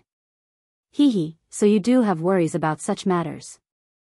I thought you were already fixed in certain traits. Thankfully, you didn't teach Chinese to your children. Yes, you likely didn't teach them. Otherwise, what would they think after seeing such content? Zeridal prophesied that your eldest daughter, Bernadette, would be at odds with you and betray you. It's not without reason. Of course, not teaching them is more of a form of protection. Klein was successfully amused by Roselle's diary entries, but he didn't show it on his face. To him, the diary of Emperor Roselle was both a book of knowledge and a collection of jokes. With this thought, Klein turned to the next page of the diary. October 2nd, Zeridal came to visit me again. Now that I've become a demigod, he wishes that I can honor a promise. He wishes to steal that dangerous sealed artifact from the church. That is a grade 1 sealed artifact, the Antigonus family's notebook from the 4th epoch. At this point, Klein's pupils contracted uncontrollably. This was likely the notebook that the secret order lost later on. This was likely the notebook that led to Klein Moretti's death and how he, Zhou Mingrue, had used Klein Moretti's corpse to successfully awaken in this world. This was the source of everything. It turns out that it didn't fall into the hands of the secret order from the very beginning. Instead, it was sealed within the Church of the God of Craftsmanship, which later turned into the Church of the God of Steam and Machinery. Zeridal successfully obtained it through Emperor Roselle. Right, the secret order member inside Creeping Hunger was very fearful of Zeridal. He believed that Zeridal is an undying and abnormal monster. Does this mean that Zeridal gained benefits through the notebook, but an accident happened? He turned from a person who could communicate normally with Roselle into a monster. Therefore, this eventually led to the loss of the Antigonus family's notebook. Of course, it cannot be ruled out that Zeridal deliberately allowed it to be lost. Yes.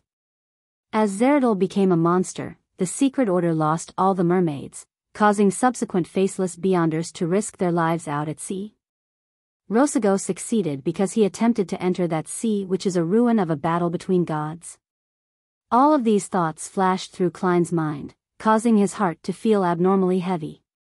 He didn't assume that the Antigonus notebook that he had encountered was closely related to Roselle, because the theory he always had stemmed from the law of convergence of Beyonder characteristics, and that some of the details that followed were in line with similar logic. Are they all involved with the upper echelons of the seer pathway? Klein glanced over the palace and took in the endless gray fog. Could it be the cause? He asked himself this question once more from the bottom of his heart. Steadying his emotions, Klein went on to read the subsequent diary pages. I'll have to do it depending on the situation. If it's easy to steal and there's no risk of exposure, I'll try to do it. Otherwise, I'll pretend as though none of this ever happened. It doesn't matter even if Zeradol were to expose me. With my present identity, status, sequence, and influence, as long as I'm willing to repent, the church won't do anything to me. The other 2 diary pages recorded Roselle's train of thought towards constructing his plans to steal the notebook, but none of them seemed likely to succeed. However, Klein knew that Roselle eventually obtained the notebook and handed it over to the head of the secret order, Zeradol. After a moment's thought, Klein turned the page. December 10th. I once again attended that ancient and secret gathering. At the gathering, I discovered that they were unanimous in being extremely hostile to the Solomon Empire of the Fourth Epoch. I raised the question which Mr. Hermes quickly answered. In the Fourth Epoch, the ally and supporter of the Solomon Empire was the true creator. This is very real. I resisted the urge to ask what exactly our organization had done in the history of the Fourth Epoch, but as I left the palace and returned from my dreams, I found that Mr. Hermes's route this time coincided with mine to a certain extent. This ancient man who lived since the cataclysm definitely knew more. I built up a rapport with him and earnestly asked him the question, is that why the organization hates the true creator? Is it solely because he had used the creator's holy name in his name? Mr. Hermes chuckled and said that they weren't such superficial creatures. He asked me in return if I knew what the actual abilities of the shepherd were. Of course, was my answer. He asked again in a profoundly meaningful manner, who do you think would be most likely to develop in the direction of being omniscient and omnipotent among all the present gods? The first thought that came to me was the shepherd pathway, which could engage in devouring and grazing, so as to control the souls and characteristics of other Beyonders. So that's the reason. This page only had this diary entry, but it contains a lot of information. The Solomon Empire originally came under the true creator's camp. Yes, in the Tudor family's underground ruins, there are humanoid statues of the 6 true gods. Although it isn't certain whether they were worshipping or desecrating the gods, one thing is certain. The 6 gods were involved in the affairs of the 3 empires, and they later had a close relationship with the Trunsoist dynasty. Did the 3 great empires represent 3 different camps of gods? Klein tried to use his archaeological, discovery and historical knowledge to decipher the hidden truth of the previous epoch, but he was still shrouded in fog. Towards Hermes, the oldest master of mysticism, Klein's answer came close to Roselle's. As a Beyonder sequence was raised, the saints and angels of the shepherd pathway were able to engage in the grazing of more souls, gaining more and more Beyonder powers. In the end, if the true creator had finished grazing the other 21 Beyonder pathways, he would be, to some extent, the omnipotent and omniscient creator. There are still a lot of secrets hidden in the sequence pathways. Klein turned to the 4th page. This diary page recorded the actions Roselle took after he consumed the savant potion. He read a lot, studied a lot, tamped down on his foundation very firmly, and increased the scope and depth of his knowledge to a whole new level. In this period of time, he had almost no entertainment. Learning was his greatest form of entertainment. In one of the diary entries, he wrote, "When a person knows with certainty how much he will gain after putting in the effort, and is able to directly tell how much he gains, then he will certainly work as hard as I am now." Isn't this the fundamental attraction of many games? Klein turned over the last diary page and read the legend of the ancient gods provided by Little Sunday. During the entire process, the majestic palace was completely silent. Be it Justice or the Moon, they were both considering what to trade and communicate later on. It was the first time that the hermit Catlia had encountered such a situation, but she didn't feel uneasy or uncomfortable at all. Instead, she carefully analyzed the information that the scene revealed. This isn't the first time this is happening. Mr. Fool has the habit of reading Roselle's diary at the tarot gathering. The members will proactively or passively search for the pages for him. However, it can't be confirmed if there were any advance payments. He really can read Roselle's diary. He's searching for secrets that have sunken in the river of history. Just now, that son mentioned that the information he handed in was about legends of ancient gods. This is roughly in line with my previous speculations. At this point in time, Klein had roughly finished reading the new piece of information regarding ancient gods. In the second epoch, in those dark years, every ancient god had a god attached to them, just like the dragon of imagination Enkwelt and his child, the dragon of nightmare, Alzahad. Chapter 568, Subsidiary Gods. In the information provided by the Sun, there were detailed examples of some typical subsidiary gods, but most of the information didn't provide their true names, only their titles. These included the god of beauty and the goddess of life, who were subsidiaries to vampire ancestor, Lilith, the goddess of misfortune, and the god of the dead, who were subsidiaries to annihilation demonic wolf, Phlegria, the god of luck, and the queen of calamity, who were subsidiaries to elf king, Saniathrim, and so on and so forth. Queen of Calamity. Klein suddenly thought of the Book of Calamity and the golden wine cup he had taken from the ruins of the High Elf. The name Kohinum and the word Calamity was engraved on it in Elvish. This caused him to make the connection that Kohinum was the Elf King's subsidiary, Queen of Calamity. Unfortunately, I can't directly seek confirmation with Little Sunday. I'll have to wait for further information from him. Klein sighed silently. At the same time, he made some theories about the fact that these titles didn't correspond with their true names. The City of Silver was originally the Kingdom of Silver that came under the Giant King's court's rule. Other than having sufficient understanding of its own forces and enemies, the information regarding the other ancient gods will only come from legends and rumors, and they aren't that detailed. Compared to the simple and easy-to-understand titles, a god's true name can consist of complicated and difficult words to remember, which can make it harder for them to be spread.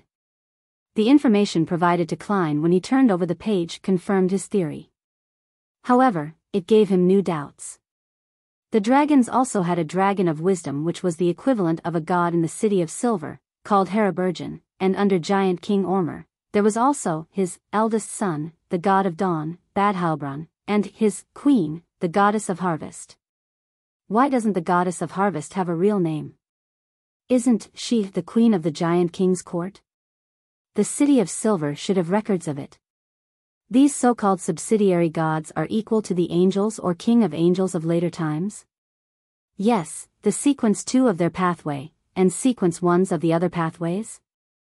Klein suppressed his perplexion and inferred the truth from the information recorded in the card of blasphemy. Within the same pathway, if there was a sequence 0, then there wouldn't be a sequence 1, and if there was no sequence 0, then there would be at most 3 sequence 1s. However, Klein didn't dare to base his judgment on this. After all, his knowledge was partial, and he didn't even know if there were any preconditions for the sequence 0 and sequence 1, which was derived from the law of Beyonder characteristics conservation and indestructibility. I'll assume this for the time being. Klein leaned back, letting the information in his hands disappear, smiling as he said, "You may begin." At this point, Alger was still seriously examining himself. After considering how to communicate properly, he used the technique of being in the other person's shoes. He started from the point of view of the hermit, who was suspected of being Admiral of Stars, to see what exactly he had exposed. Mr. Fools protects every member's true identity with a blurred and distorted image, but this method doesn't affect the representation of colors. Dark brown colors can be difficult to distinguish, but bright colors are easily grasped. At the very least, I can tell that Miss Justice is blonde with bright green eyes. And for me, the most obvious thing I can't hide is my dark blue hair. But this doesn't say anything. It's not a problem to say that dark blue hair is a common mutation in Beyonders within the Sailor pathway, but the converse isn't true. This is because such traits are hereditary. On Sonia Island and in the Berserk Sea around Desi Bay, they were places where elves originally gathered. Many humans with traces of elvish blood will also have dark blue hair. It's the same for districts where there are a certain number of Church of Storms Beyonders. Ignoring any other trait, it's difficult for the hermit to determine any further information based on the situation. Just as Alger heaved a sigh of relief, he caught sight of the storm robe he was wearing. After returning to the Blue Avenger, not only was he the captain of the ship, but he was also the bishop of the sailors. He often needed to wear the corresponding clothes to celebrate Massachusetts. If he didn't show his devotion in his daily actions, there might come a day when he would be reported by his subordinates. The Church of Storms has always been wary of those members who had been drifting out at sea for a long time, as prolonged acting as pirates might one day turn them into real pirates. In any case, the Lord of Storms has never given a revelation to exclude pirates from his followers. Under the cover of that blurred distortion, it's hard to see the details of one's clothing clearly. This isn't a problem. However, I still have to pay attention in the future. During tarot gatherings, I should change into a set of ordinary clothes. Although I can't be sure, I still have to treat her as a pirate admiral. I can't afford to be careless. Alger thought cautiously. At this moment, he heard the seemingly suppressed voice of the moon Emlyn, which was a result of him being unable to hide his emotions. Mr. Hanged Man, I've done the preparations. When can you obtain the inheritance of that sanguine baron? You mentioned before that it's in the hands of some powerful pirate? You didn't have to say the last sentence. Alger's body instantly stiffened. Powerful pirate. The hermit's eyes swept over the Hanged Man once again. Alger's expression didn't change as he turned his head to the moon and asked, "Have you obtained the funds?" "Of course." Emlyn raised his neck.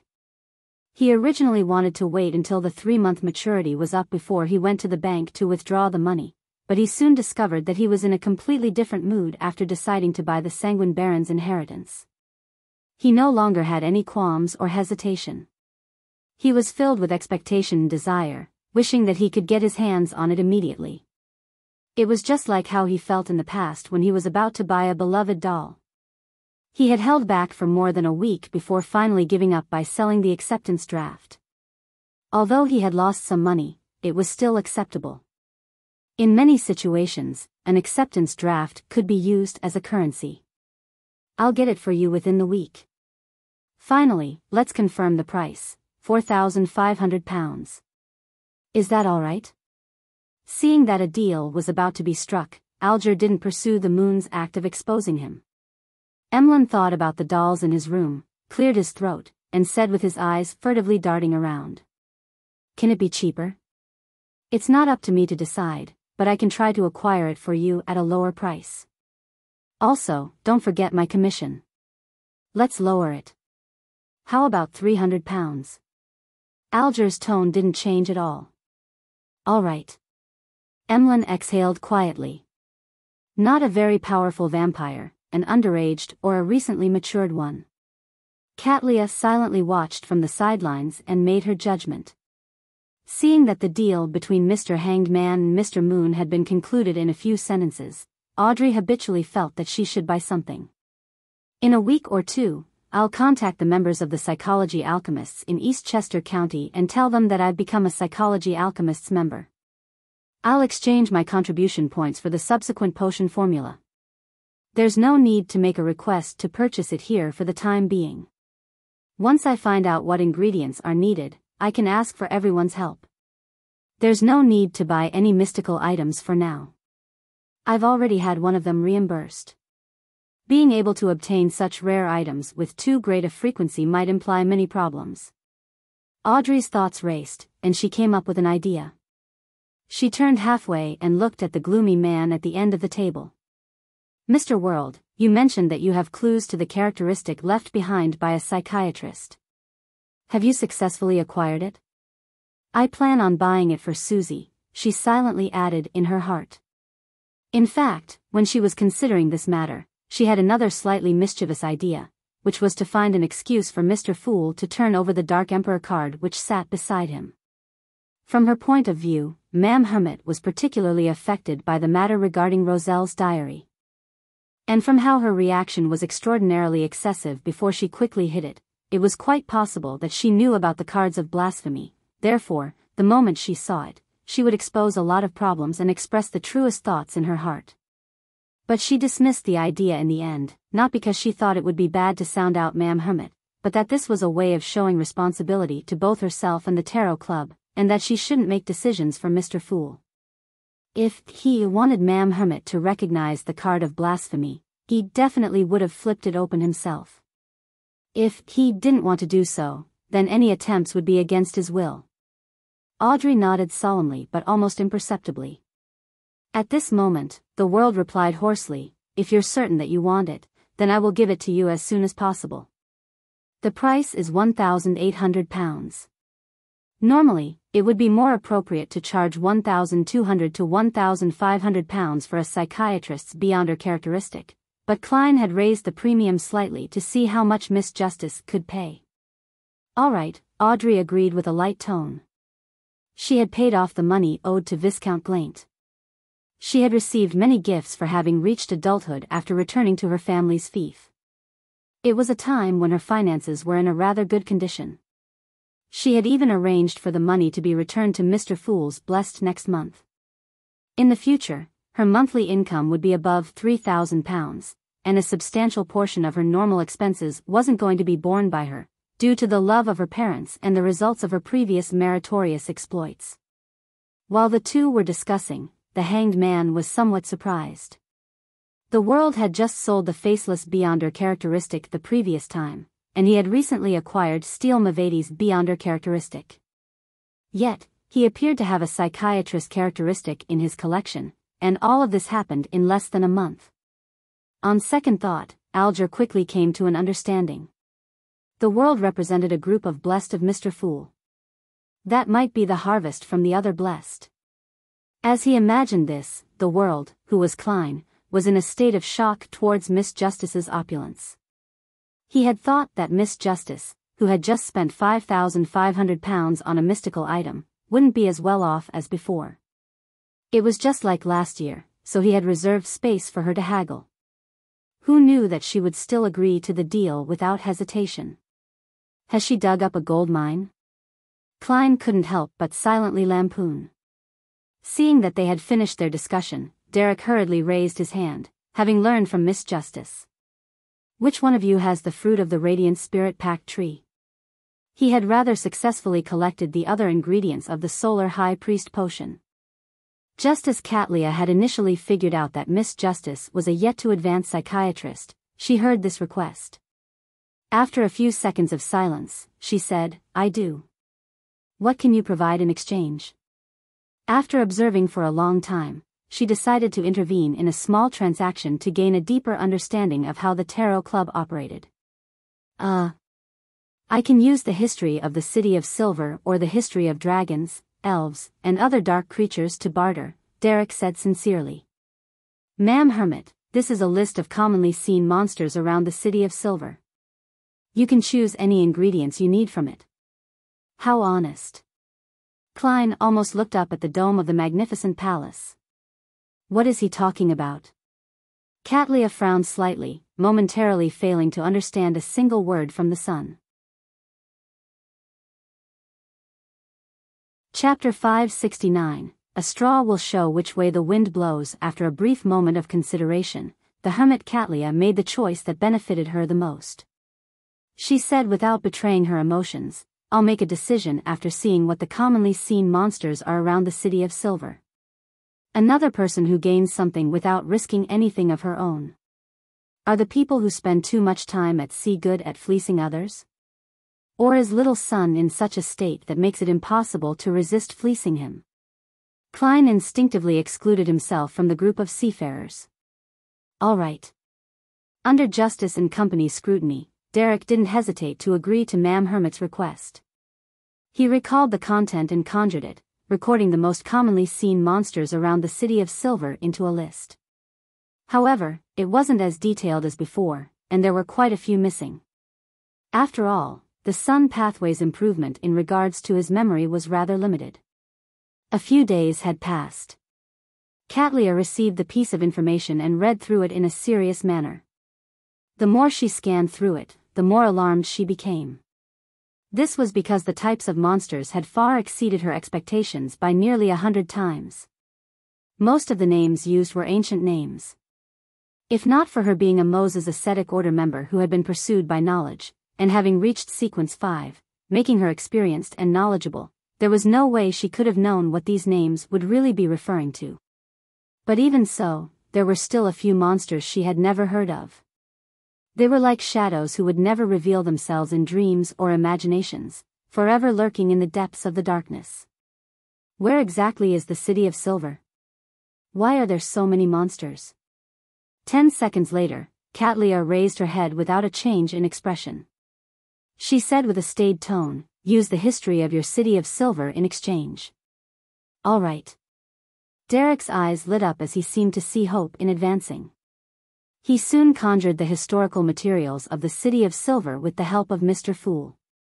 Having had ample experience, he knew that even more complete and detailed information was worth more than the fruit of a radiant spirit pact tree, hence, he retained some of what he knew. Katlia knew that she wasn't Mr. Fool, so it was impossible for her to let the members patiently wait for her to finish reading. Therefore, she casually flipped through it. After confirming its value, she deliberated and asked, "How should I hand over the fruit of the Radiant Spirit Pact tree to you?" Just as she said that, she suddenly thought of something. With a guess, she looked to the end of the long bronze table. "Mr. Fool, is it done by a sacrificial ritual?" This left Audrey, who had prepared the answer, to be clearly stunned. She swallowed the words that she was about to say. Ma'am Hermit is very impressive and knowledgeable. She directly guessed that it's done via a sacrificial and bestowment ritual. Audrey controlled her minute facial expressions as she clicked her tongue and sighed inwardly. Yes. Klein gently nodded without going into detail. He believed that it was impossible for a pirate admiral, a Sequence 5 powerhouse of the Mystery Prior pathway, to not know how a sacrifice was made. This was even something they were good at. Furthermore, she knew the Fool's honorific name, so she didn't lack any of the necessary conditions. Indeed, with a godlike existence bearing witness to a gathering, a sacrificial and bestowment method is the safest and most convenient way of trading. And a conversation through the soul body can result in direct knowledge transfer. Katlia thanked him before saying to the son, "I'll do it as soon as possible." Although she didn't show any abnormalities, her heart was in no way calm. From her casual flipping of the information provided by the son, she discovered that the City of Silver was truly filled with oddities. It included matters about being forsaken by the Lord, how it didn't have a sun, resulting in a state of eternal darkness and high and low-frequency lightning. Matters like how strange and terrifying monsters hid in the darkness when there was no light, and how they survived thanks to black-faced grass. It mentioned that they had survived for more than 2,000 years since the Dark Ages. All of this exceeded Katlia's expectations. As a powerhouse at sea who was knowledgeable and had acquired many secrets, she instantly connected the time and descriptions to a famous concept in history, the cataclysm. Following that, she followed this line of thought and made a further inference. The forsaken land of the gods. Suddenly, the figure she looked up to surfaced in Katlia's mind once again. A sentence filled with an emotive sigh surfaced. He had always been searching for the forsaken land of the gods back when he was alive. He said that the ultimate answer towards everything is hidden there. The sun comes from the forsaken land of the gods which Emperor Roselle couldn't find despite all his efforts. Mr. Fool can connect to that place directly? No, perhaps, he awoke from that place. Katlia thought in alarm and solemnity. She had previously belittled the Tarot Club because the moon, justice, and the sun were of low sequences. She believed that with Mr. Fool having awoken only recently, he was obviously unable to pull members of significant strength. However, she now had to reevaluate matters. It involves the forsaken land of the gods, the Church of Storms, the Church of Mother Earth, the lone aristocrats. Perhaps, it's precisely because they're low sequences that these members can be nurtured to be able to reach higher ranks in their respective circles without being suspected. This will allow them to play a more important role. As for me, is it because of the Moses ascetic order or Her Majesty? Katlia seriously analyzed the motives of Mr. Fool. At this moment, the transactions were nearly coming to an end. The moon, the sun, and justice had all confirmed their respective transactions. As for the hermit Katlia, she was still observing. Out of caution, she didn't rashly open her mouth to expose more information about herself. Alger had originally planned on making a request to buy the Sequence 5 Ocean Songster's potion formula so that he could make the subsequent preparations, but with the addition of the hermit, he became especially wary. He gave up on his decision at the last minute and prepared to push it back until he had really advanced to Windblessed. Only with him being stronger would he have the room to breathe. As Furs would be able to obtain the astrologer potion formula and a certain amount of ingredients from her teacher soon, she hadn't prioritized her purchases yet, so all she did was watch silently.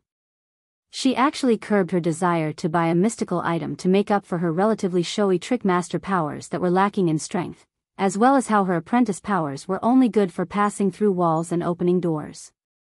However, her real-life circumstances restricted her desires. Up to this day, her savings had exceeded £400. For a member of the middle class, that was rather good, but she clearly remembered how Miss Justice had bought a mystical item for £5,500 previously. Even if it was a relatively average mystical item without significant negative side effects, it will still require £1,000 to £2,000. Furs languidly sat there, unable to open her mouth to make a purchase. Klein controlled the world to scan his surroundings before hoarsely saying, "I need a pair of eyes from a six-winged gargoyle." The supplementary ingredients of a Nimblewright master, Drago bark and the spring water from Sonia Island's Golden Spring, were commonly seen items in the mysterious world. As long as he purchased them at different occasions, he wouldn't garner suspicion from anyone. Therefore, Klein only requested for the eyes of a six-winged gargoyle. The hermit glanced at the world and said without rushing, £300, or the equivalent cost in gold coins. She had noticed that the previous transactions were all made in Loan's gold pound. As expected of the Admiral of Stars who has a pirate crew with an ancient faction backing her. She is very resourceful, and her prices are cheaper than usual. If not for Little Sun's imminent advancement, and how he would soon obtain the method for removing the mental corruption of a Beyonder characteristic, I would have even consulted her on this problem. Klein thought as he made the world smile deeply. Okay. With the transaction completed, the palace that resembled a giant's residence fell silent for more than 10 seconds.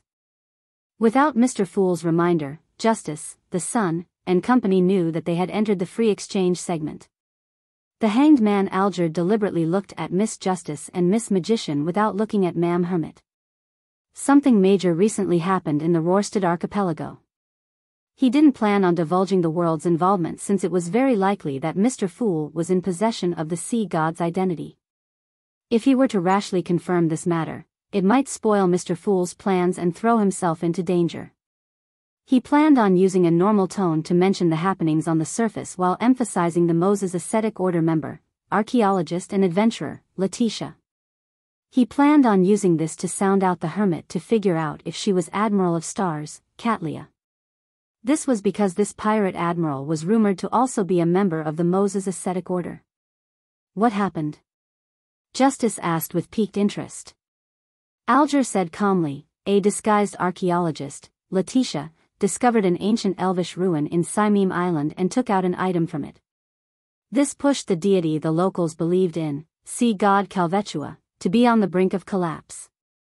This fake god wished to create tsunamis to drown the island so that everyone could accompany it in its death, but it was stopped by the Church of Storm's Sea King. Finally, Letitia was found and Calvetua had died. The threat of the tsunamis was leveled, but strangely, the devout believers of the sea god would still occasionally receive responses. Letitia is dead? For an ancient elvish ruin. Katlia had heard of this archaeologist, who was part of the same organization, before, but she wasn't too familiar with her. This was because formal members of the Moses Ascetic Order had to spend a certain amount of time in silent ascetic training. When fully paying attention, she was able to control her powers in a way that significantly exceeded the average person. Therefore, she only seemed slightly stirred as she listened seriously to the hanged man's description without showing any obvious abnormalities. When the hanged man said that Calvetua was dead and how the sea god still responded to its believers, Katlia first frowned in puzzlement before using her spiritual intuition to recall a certain scene. Yesterday, she had seen Mr. Fool hold a milky white scepter when he pulled her above the gray fog. At the tip of the scepter were many tiny blue gems, which were swirling with countless points of holy light. And more importantly, it emanated an aura of godhood, one that seemed like the corporeal aura of the ocean and storm. This. Katlia instinctively turned her head to the end of the long bronze table, where Mr. Fool was shrouded in the grayish-white fog. Chapter 570, Not Admitting or Denying Why is she looking at Mr. Fool? Audrey sharply noticed the hermit's subtle motion.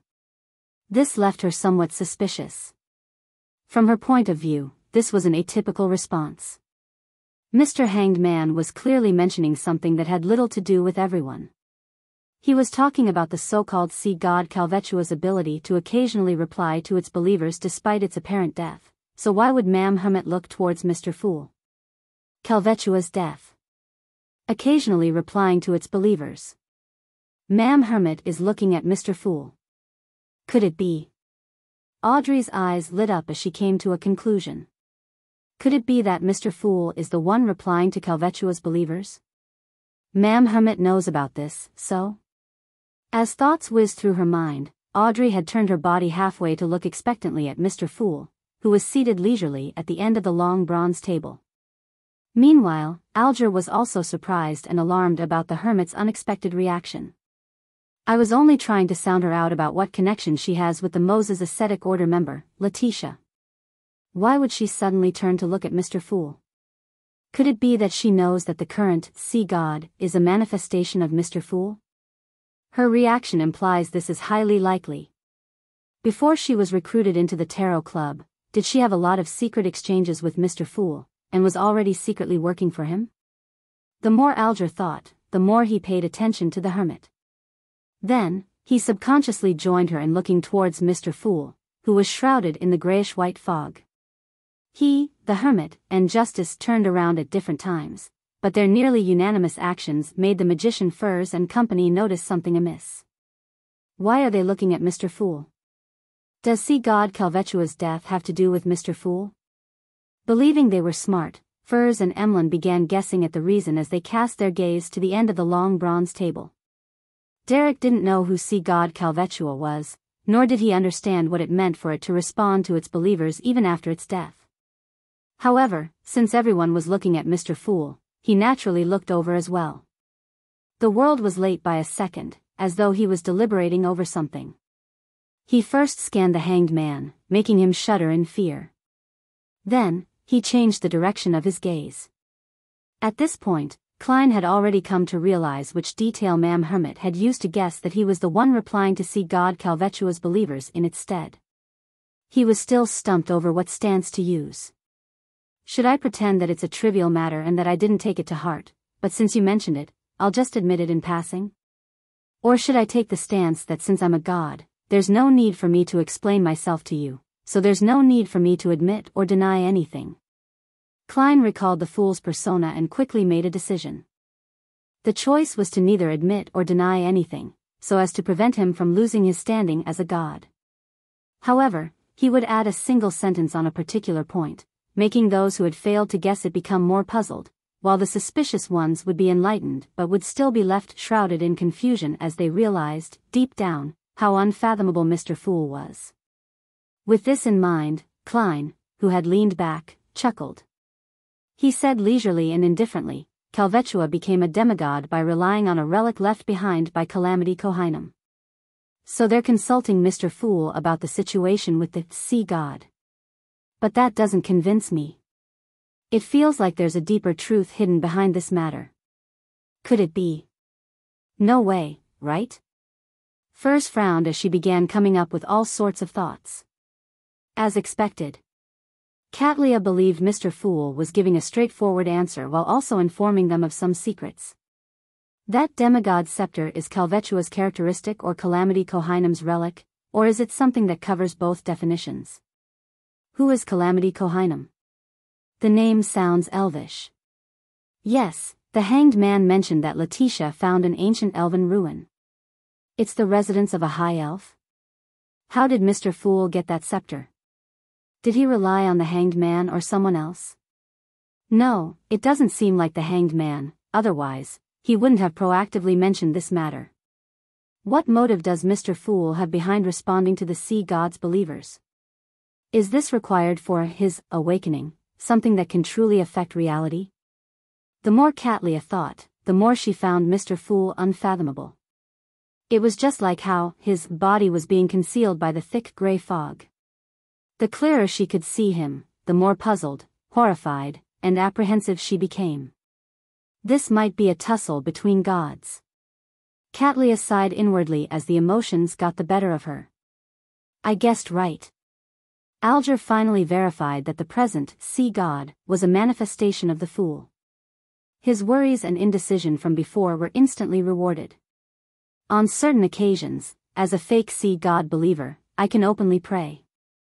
I wonder how much Mr. Fool has recovered. How much of his power can he release from the seal? It's at least at the demigod level. He will be able to provide tremendous protection at sea.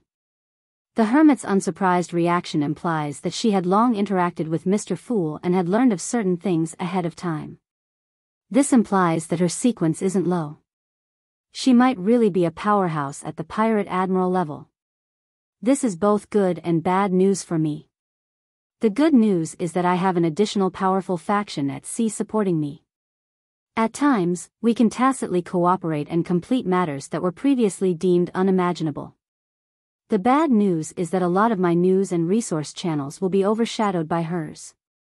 My purpose in the Tarot Club will drastically decline. Of course, that's under the premise that she really is Admiral of Stars. Yes, I have to adjust my focus from gathering news and resources and align it towards the church. This is something she can't supplant me, Alger thought with joy and wariness. That sea god is really Mr. Fool. No, it should be said that the present sea god is Mr. Fool's manifestation. He has truly begun interfering with the real world. This is great. In the future, I can pray to sea god directly and receive a response when I'm out traveling at sea. Audrey felt surprised, overjoyed, and proud. According to what she knew, the churches didn't do fixed ritualistic magic internally. The ones who received responses by solely praying to the deities were mainly priests or a chance occurrence, otherwise, they were blessed who just numbered at a handful. As for receiving a response from every prayer, they would be an extreme exception, even among blessed. But I can. Mr. Fool is returning to his throne, one step at a time. Replacing sea god is one of those steps. Audrey didn't hide the changes in her emotions as she smiled, sitting straight and elegantly. Kohainam? That's an elf's name. I think I've heard someone mention it before. Emlyn attempted to recall, but it was in vain. As for Calvetua's death and how the sea god still replied to its believers, as well as the reason why the hermit, Justice, the hanged man had looked towards Mr. Fool, he had made a slight guess without thinking too deeply about the matter. What has this got to do with me? It doesn't affect my saving of the Sanguine, nor is it anything of interest. Anyway, I can just pray to Mr. Fool if there are any problems. Emlyn mumbled to himself, showing disdain towards the emotional changes the others had. Calamity? Queen of Calamity? But there are no records that say that her name is Kohainam. Derek turned his head to the left very slightly, a common tic he did when he recalled things. From the looks of it, Little Son isn't sure if Kohainam is the Queen of Calamity, otherwise, he wouldn't have such a reaction. Klein retracted his gaze in disappointment. He controlled the world to cough, pulling everyone back from their thoughts. Following that, the world conjured a picture with the fool's help. He showed it to both sides of the table and asked, "Does anyone know her?" It was a picture of the red-haired Helene. Klein mainly wanted to know if Admiral of Stars Catlia or the hanged man Alger knew her. After all, they were well-informed people out at sea. Alger glanced at it, and just as he was about to say that he didn't know her, he heard Ma'am Hermit say with a deep voice, "Red-haired Helene. She's from a fallen noble family and has the bloodline from the Intices Sauron family." Catlia paused before adding, "She was once a trader out at sea, but she was later said to have been abducted by Ailment Maiden Tracy." Abducted by Ailment Maiden Tracy? I thought it would be some contrived story about a domineering pirate and a noble lady. However, Tracy can be considered a domineering pirate. Heh heh. Klein instantly made some connections. Furs was still lost in her thoughts over the connection between Sea God and the Fool when she suddenly snapped to her senses. She acutely noticed that great opportunities lay in red-haired Helene and Vice Admiral Ailment's story as she began to daydream. To her regret, Ma'am Hermit had only said a few sentences without continuing. The Hermit knows Vice Admiral Ailment. However, that doesn't imply anything.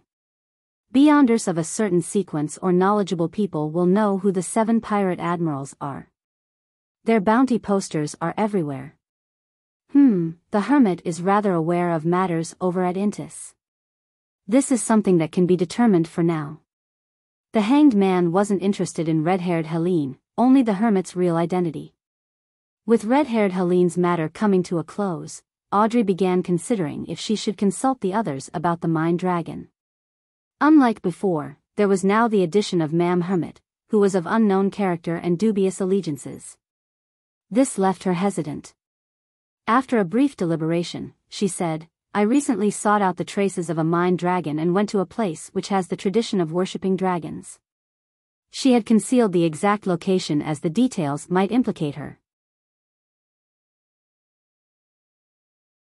Chapter 571. Huge Pressure. Audrey simply mentioned the ancient folk song, but she didn't describe the content in detail. She was afraid that the knowledgeable Ma'am Hermit would be able to guess at the exact location. She only mentioned the inspiration she had, and how she used a psychological cue to retain her lucidity in her dream before beginning a magical journey. Psychological cue? She knows how to plant a psychological cue? She's likely a Sequence 7 psychiatrist. Catlia habitually made a judgment, but she immediately felt even more perplexed. Then why would she be buying the beyonder characteristic of a psychiatrist? Taking the same potion gives a limited increase in strength while being prone to losing control. Furthermore, it will be an obstacle towards the digestion of the potion. To create a mystical item? But this will overlap with her own beyonder powers. There's no value to that. To give it to someone else? Amidst Catlia's guesses, Audrey had already mentioned her chaotic dream and how she came to the edge of her conscious. Then, she used the conjuring method she learned from Mr. Fool to create a staircase that led downwards. She then slowly delved deep into her conscious. She didn't describe in detail the various points of light in her subconscious, as it involved embarrassing secrets she didn't wish to share. She focused on her lonely and long journey with no end in sight. She also expressed how there were various monsters hiding in the surrounding grayness that placed immense pressure on her. She mentioned how she nearly broke down several times and barely managed to endure it thanks to her beyonder powers. Then, she reached the point of her finally arriving at the illusory sea of collective subconscious. The memory imprints of the human pioneers and the spread and reflection of the consciousness of the surrounding creatures were presented under Audrey's coherent and unhurried descriptions. Then, it was fixed onto the dragon with grayish stone scales that had flown out from the sea of collective subconscious. There's a dragon that lives in the sea of collective subconscious? What a magical and beautiful journey. Although Miss Justice didn't encounter any enemies or danger, it still leaves me a little surreal. Furs suddenly thought of a title of a book, Miss Justice's Dream Tour. While rounding things up, Audrey scanned the area and asked, "Ladies and gentlemen, do you have any suggestions? Do you think that the Dragon's City of Miracles, Liveseed, is also hidden in the sea of collective subconscious? If I wish to continue searching, what should I take note of? What advanced preparations do I need to make?" The Hanged Man Alger glanced at the Hermit and said in a serious tone, "I don't think you should continue exploring. It's a very dangerous act. According to the records, most dragons are creatures with flesh and blood, This includes the mind dragon. By allowing itself to survive and swim through the so-called sea of collective subconscious, it means that the dragon you saw was a sufficiently high sequence. At the very least, it's at the level of a demigod.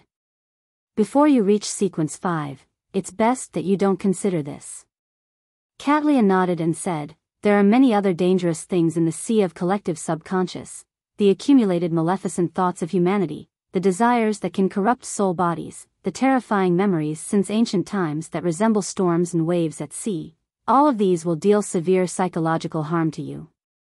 It might prevent you from ever waking up. Besides, that's the sea of collective subconscious of all creatures, which isn't only limited to humans. There might be evil spirits, evil gods, or the consciousness of some terrifying existence hidden in there. They're like gigantic maelstrom that can devour ships. Before you truly acquire beyonder powers that allow you to travel through the sea of collective subconscious, it's best not to rashly explore too deeply. Audrey, who was filled with expectations, felt disappointed. However, she couldn't help but admit that Mr. Hanged Man and Ma'am Hermit had spoken very logically and sincerely. She silently inhaled and said to herself, Audrey, don't be headstrong. Wait till you're sequence 5 before making the attempt again. She totally didn't consider how difficult it was to become a sequence 5. At that level, one could even compete to become one of the 7 pirate admirals, or even make the 7 become 8. From Audrey's point of view, with Mr. Fool and the Tarot Club, as long as she was careful and calm, she would definitely be able to successfully attain that level in a year or 2 if she didn't take unnecessary risks. Only the gate to being a demigod was hard to push open.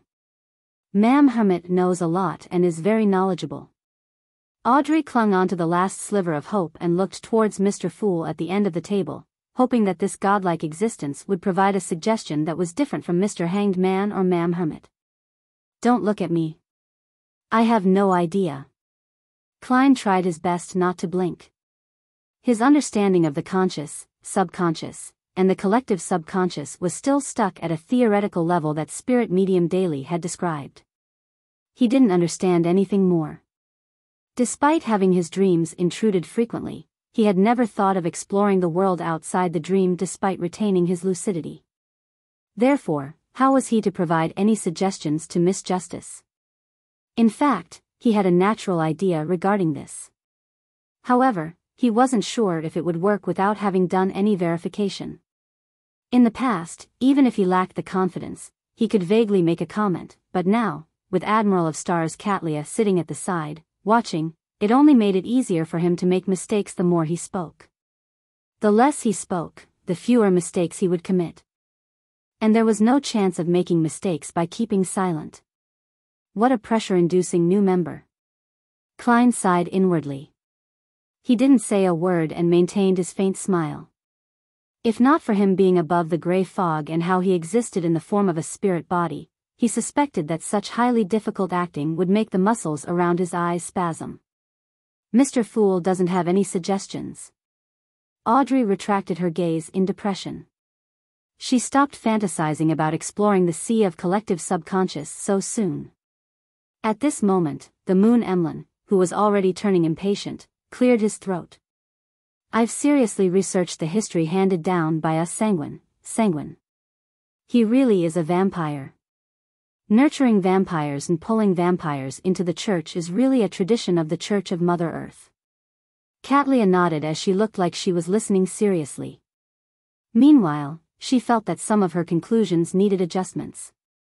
The moon directly expressed his identity. Does this mean that Mr. Fool has a potent deterrence, even in the outside world, that the members aren't afraid of information being leaked? It seems like I don't have to completely hide my circumstances. Emlyn paused and looked at the sun before tipping his chin. Before the cataclysm, there was no city of silver, only the kingdom of silver.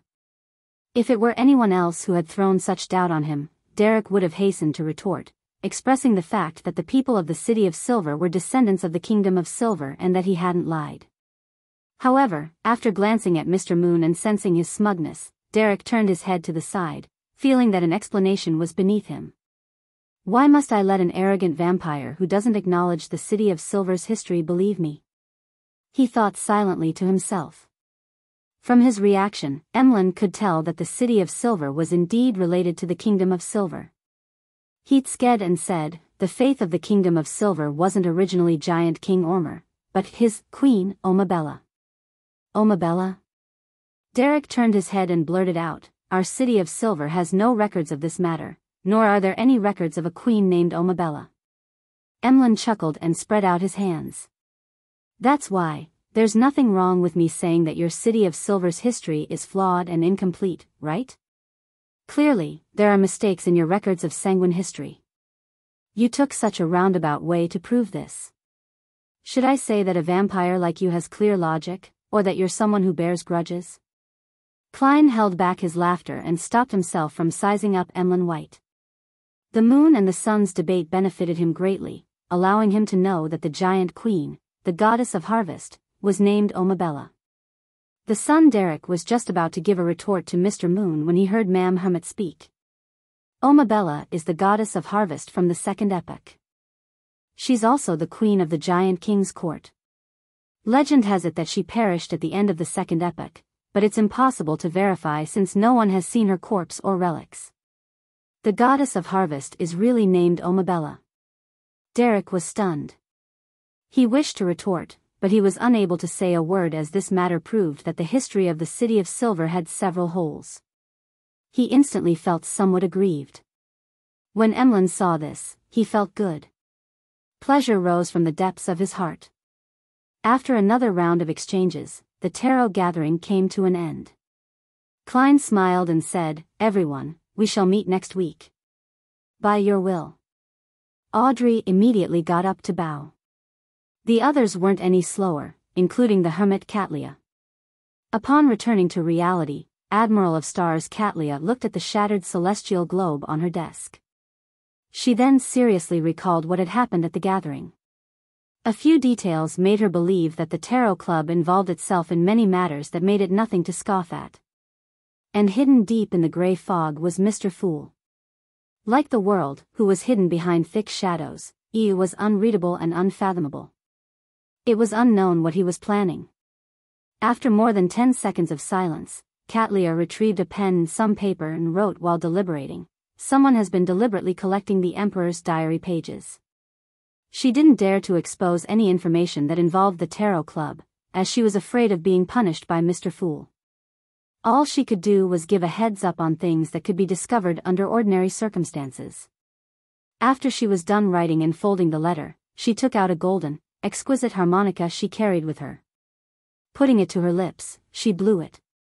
In the blink of an eye, she saw the letter strangely vanish. Even though she wasn't wearing her glasses, she was unable to discover the arrival of the messenger. Phew. Catlia sighed and reached for her forehead and said silently, the pressure is really huge and participating in a gathering while under the supervision of a god. With Admiral of Stars joining, the pressure on me as the Fool has greatly increased. Klein rubbed his temples above the gray fog and directly returned to the real world. He wanted to attempt the inspiration Miss Justice had received from exploring her dreams. Chapter 572, Recite My Name. After a series of chores, Klein opened his locked bedroom door and looked into the living room. He saw Danitz sleeping soundly on a reclining chair. Although he had long heard it, Klein couldn't help but lampoon. It's not even 4 in the afternoon. Has this guy completely let his hair down now that he doesn't need to monitor the radio transceiver? With a thought, he gradually smiled, feeling that this was exactly what he needed. The premise of him maintaining his lucidity in dreams had involved someone invading his consciousness. Typically, his dreams were a turbid mess, which meant that he alone wasn't able to complete the experiment. After all, he couldn't plant a psychological cue on himself. Therefore, he planned on using external forces to enter the dreams of others. This way, he could maintain his lucidity like a nightmare. He originally planned on heading out to find a suitable target, but Danitz's posture was in such a perfect state that he could hardly stop himself from kicking him. No, I should be experimenting. Klein corrected his thoughts. He contemplated for a moment and didn't use a dream charm. As a Sequence 7 pyromaniac, with the ancient name being Fire Mage, Danet's spiritual perception wasn't to be written off. Once he softly chanted an incantation that could stir the powers of nature, Danet's would definitely be awoken. As such, it would be a question of whether he could evade the matter in a timely fashion. After some deliberation, Klein took out another thing he had prepared. It was a gem-like object that seemed dark and deep. It was the Beyonder characteristic left behind by a nightmare. It could be used to a certain extent, just like Nimblewright Master Rosego's all-black eye. However, the effects were inferior to one that was from a mystical item. For example, this nightmare Beyonder characteristic didn't allow Klein to pass through the dreams of someone across the city from his inn suite, nor was he able to forcefully pull people into a dream. However, it was still simple enough to perform the most basic form of intruding into someone's dream at a close distance. Klein held the dark gem and spread out his spirituality. The illusory darkness rapidly spread before his eyes, filling his vision. Everything before his eyes were blanketed over, including Danet's. There was no longer a humanoid figure but an ellipsoidal blob of light. Klein immediately extended his spirituality out and made contact with it. Without any warning, various scenes flooded his surroundings as they flashed rapidly. Finally, it came to stop on a ship that was dozens of meters long. It had a smoke-churning chimney and large sails that were fully raised. The deck was polished abnormally bright, shimmering with the glimmer of a gold coin when sunlight hit it. Danet stood under the main cannon as he had his arms crossed. He was leisurely rushing the sailors, shouting from time to time, "Scrub that area again. Dogs hit, do you wish to copy down the ancient Fasak dictionary? This fellow is quite impressive on the Golden Dream." Klein ignored the owner of the dream and flew to the other end of the ship. He found a hidden spot and landed on the deck before preparing to test his spiritual perception. What he planned on experimenting on was simple. He wanted to know if chanting the fool's honorific name in a dream was effective. He wanted to know if he could sense someone praying. This way, if Miss Justice encounters danger in the sea of collective subconscious, she can use this method to seek help. After stretching his back, Klein's expression gradually turned solemn as he softly said, "The fool that doesn't belong to this era. The mysterious ruler above the gray fog. The king of yellow and black who wields good luck." With the words in Hermes being spoken, he very quickly finished reciting the fool's honorific name. However, Klein didn't hear the series of illusory pleas. "It doesn't work?" Klein frowned in thought. He analyzed whether it was really impossible, or if he had made a mistake somewhere. Yes. Chanting in the dream doesn't actually produce any noise. Relying on Hermes alone isn't sufficient. To achieve the effects of praying, I'll have to use a language like ancient Hermes that can stir the powers of nature. This is the same state as me copying the account password of my anonymous account. Klein nodded slightly and began to chant his honorific name in ancient Hermes. He wasn't afraid that there would be an accident, but that his stirring of the powers of nature would wake blazing Danets from his sleep. He recited each word, quickly finishing the 3 sentences. Following that, Klein heard the stacked series of irritable and illusory pleas. At that moment, Danet's dream quivered as the golden dream quickly disintegrated. Klein didn't stay any longer and immediately left. He returned back to his bedroom before Danets woke up. After 7 to 8 seconds, Danet sat up in a daze as he muttered to himself in fear, "Why did I dream of that madman Gehrman Sparrow causing trouble on the Golden Dream? What a terrifying matter. Dogs hit. It must be the result of me worrying over this matter all this time." Inside the bedroom, Klein had already taken 4 steps counterclockwise and gone above the gray fog. Without any surprises, he saw a rippling light by the fool's high-back chair. In it was the scene of him in the dream. It really works. One can still receive a response when chanting the fool's honorific name in languages such as ancient Hermes or Jotun. It's no wonder some people might suddenly die in their sleep despite not doing a thing. They might be reading some materials or had memorized certain symbols in the day and accidentally replicated them in the dream. The danger in this world really cannot be prevented. Klein dispelled the rippling light and considered if he should inform Miss Justice of the results of the experiment. To only inform her later instead of saying it on the spot is a little damaging to the fool's image. But Miss Justice is the kind of girl with a huge sense of curiosity. Although she has been warned by Mr. Hanged Man and Admiral of Stars, and even if she's a little more mature now, there's still the chance of her taking risks. Of course, if anything were to happen, it's on herself and it has nothing to do with me. Klein couldn't help but recall Miss Justice's adoration of the fool and the thought of her optimism and cheerfulness that brought him happiness, as well as her contributions towards the Tarot Club all this time. Finally, he sighed and said in a self-deprecating manner, I still need to inform her and give a warning. This is the treatment a VIP gets. After making the decision, Klein didn't hesitate to spread out his spirituality to touch the crimson star representing Miss Justice. In a room of the huge manor in Eastchester County, Audrey had her legs leaning sideways as she sat before her dressing table. She was recalling the words Mr. Hanged Man and Ma'am Hermit had said. After being warned by two senior Beyonders, she suddenly realized something. It wasn't that the mid and upper echelons of the psychology alchemists wasn't aware that one could explore dreams, the icy mountain of the subconscious, and the sea of collective subconscious by using a self-induced psychological cue. The reason why they didn't tell me anything is because it's too dangerous for a psychiatrist. Many people have already died in such explorations. But they should warn me. Ah, right. From their point of view, I'm only a Sequence 8 telepathist. I'm not equipped with the powers of a psychological cue, so there was no need to warn me.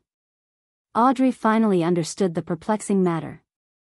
Just as she was about to let Susie enter the room to calm the disappointment in her heart, she suddenly saw thick gray fog spew out, instantly flooding her vision. In the middle of the endless grayish-white, a figure sat in a high-back chair. Looking down at her, it said, "Do not make attempts without careful consideration." Before Audrey realized what was happening, she heard the deep and majestic voice sound out again. If you encounter dangers in your dreams, you can recite my name. Recite your name? Audrey's eyes widened as she became overjoyed. Yes, Mr. Fool. Seeing that Miss Justice was excited instead of showing any doubts, Klein secretly heaved a sigh of relief and chuckled. Use Ancient Hermes. With that said, his figure faded away and the gray fog vanished. Audrey sat there stunned for 2 seconds before hurriedly pursing her lips, afraid that she wasn't on her best behavior. Mr. Fool actually specially warned me. He even permitted me to recite his name in my dream. Audrey excitedly took a few steps on the spot, believing that she had really become a blessed of God. Of course, she also remembered Mr. Fool's warning. She planned to understand more from the psychology alchemists and make another attempt only when she was sufficiently prepared. The corners of her mouth curled up slightly as she randomly tapped her chest, saying silently, "May Mr. Fool watch over me." Above the gray fog, Klein began to consider another matter. Red-haired Helene, who had a reward worth £1,000, was actually related to Vice Admiral Ailment Tracy. Tracy took over Kalangos' crew and changed his flagship to the Black Death. As for Kalangos, he previously plundered a tycoon named Jimmy Necker. That tycoon had previously obtained parts of Death's Chronicles. It came from a Balam royal family's mausoleum. This information came from that nightmare inside Creeping Hunger. It should benefit Mr. Azek to a certain extent. I can also investigate the matter in passing. Klein found another reason to look forward to finding red-haired Helene. He originally planned on using the magic mirror, or Rhodes, to find her, but now, he planned on mobilizing Sea God believers to perform a search. In the past, it's quite demeaning to send a revelation for just £1,000. But now that it involves a pirate admiral, it can barely make people guess that there are secret motives behind it. Klein conjured red-haired Helene's photo and summoned the Sea God scepter. He had never done a mass revelation, so it was possible that it would be a burden that he couldn't withstand. He chose higher-ups like Kalat and Edmonton. With waves reaching high into the sky as a background, he said in a deep voice, "Find her and protect her. Be careful of Tracy's forces." Klein didn't provide further explanations as he broke down this scene along with red-haired Helene's photo into many sets before projecting them into the corresponding dots of light. Chapter 573, Teaching a Lesson in Reality in a Forest in Blue Mountain Island where the Resistance base was located. Sitting in a wheelchair, Kalat raised his bald head and looked towards the sunlight that was scattering at the cave's entrance. His eyes couldn't hide his joy. He acutely sensed that ever since God reappeared over the land and stated his 10 commandments, the previous bloodshed and chaos had changed. From time to time, he would provide them with guidance which was filled with wisdom. Furthermore, he would observe all creatures and proactively interfere with the situation at sea in a bid to help the Resistance and everyone in Worsted, allowing them to pass through a difficult, thorny path while still being able to see some hope. Perhaps this is the true meaning behind his reappearance over the land. Kalat recalled the revelation he had just received and guessed that the red-haired woman named Helene was like a fulcrum for Vice Admiral Ailment Tracy and the forces out at sea. She was the key to spoiling the balance between the countries, and only by making the world situation more chaotic would the people of Worsted receive the opportunity of being liberated. Kalat drew in a breath and quickly set up a ritual to pray to see God, conjuring Helene's picture. After doing all of this, he instinctively turned his head to the side and wore a somewhat mixed expression. Living in that direction was the high priest of the Church of Sea God, a priest who was a high-ranking member of the Resistance. Although they don't dare go against the revelations and have made tremendous changes, in many ways, they're still immersed in the past. They're obstinate, conservative, backward, and savage. They refuse to embrace a more civilized church. If this goes on, they'll one day be abandoned by God. Kalat couldn't hide the smile in his heart while he felt a strong sense of anguish. After scanning through all the believers' prayers and picking a few to respond to, Klein returned to the real world. He planned on heading out to search for a chance to enact true acting. When his right hand gripped the door handle, a ridiculous but possible thought came to his mind. My true goal is not to find red-haired Helene, but to use this opportunity to get to Vice Admiral Ailment Tracy and figure out what happened to Tycoon Jimmy Necker, so as to get to know the location of the ancient chronicles of death. That is to say, I only need to lure Vice Admiral Ailment Tracy out with red-haired Helene. As for whether she's the real person or not, that doesn't matter. I can make myself red-haired Helene and let Danitz send me to Strongman Ozil, get the reward, and easily meet Vice Admiral Ailment Tracy. What an impressive sequence of actions. Klein suddenly shook his head as he found a reason to reject the idea. Although I'm a faceless, I can't accept wearing drag. Could it be that overcoming my inner resistance is also one of the principles for acting? Furthermore, I don't know red-haired Helene. Acting as her wouldn't work. I would just be like her on the surface, and I wouldn't be able to fool people who are familiar with her.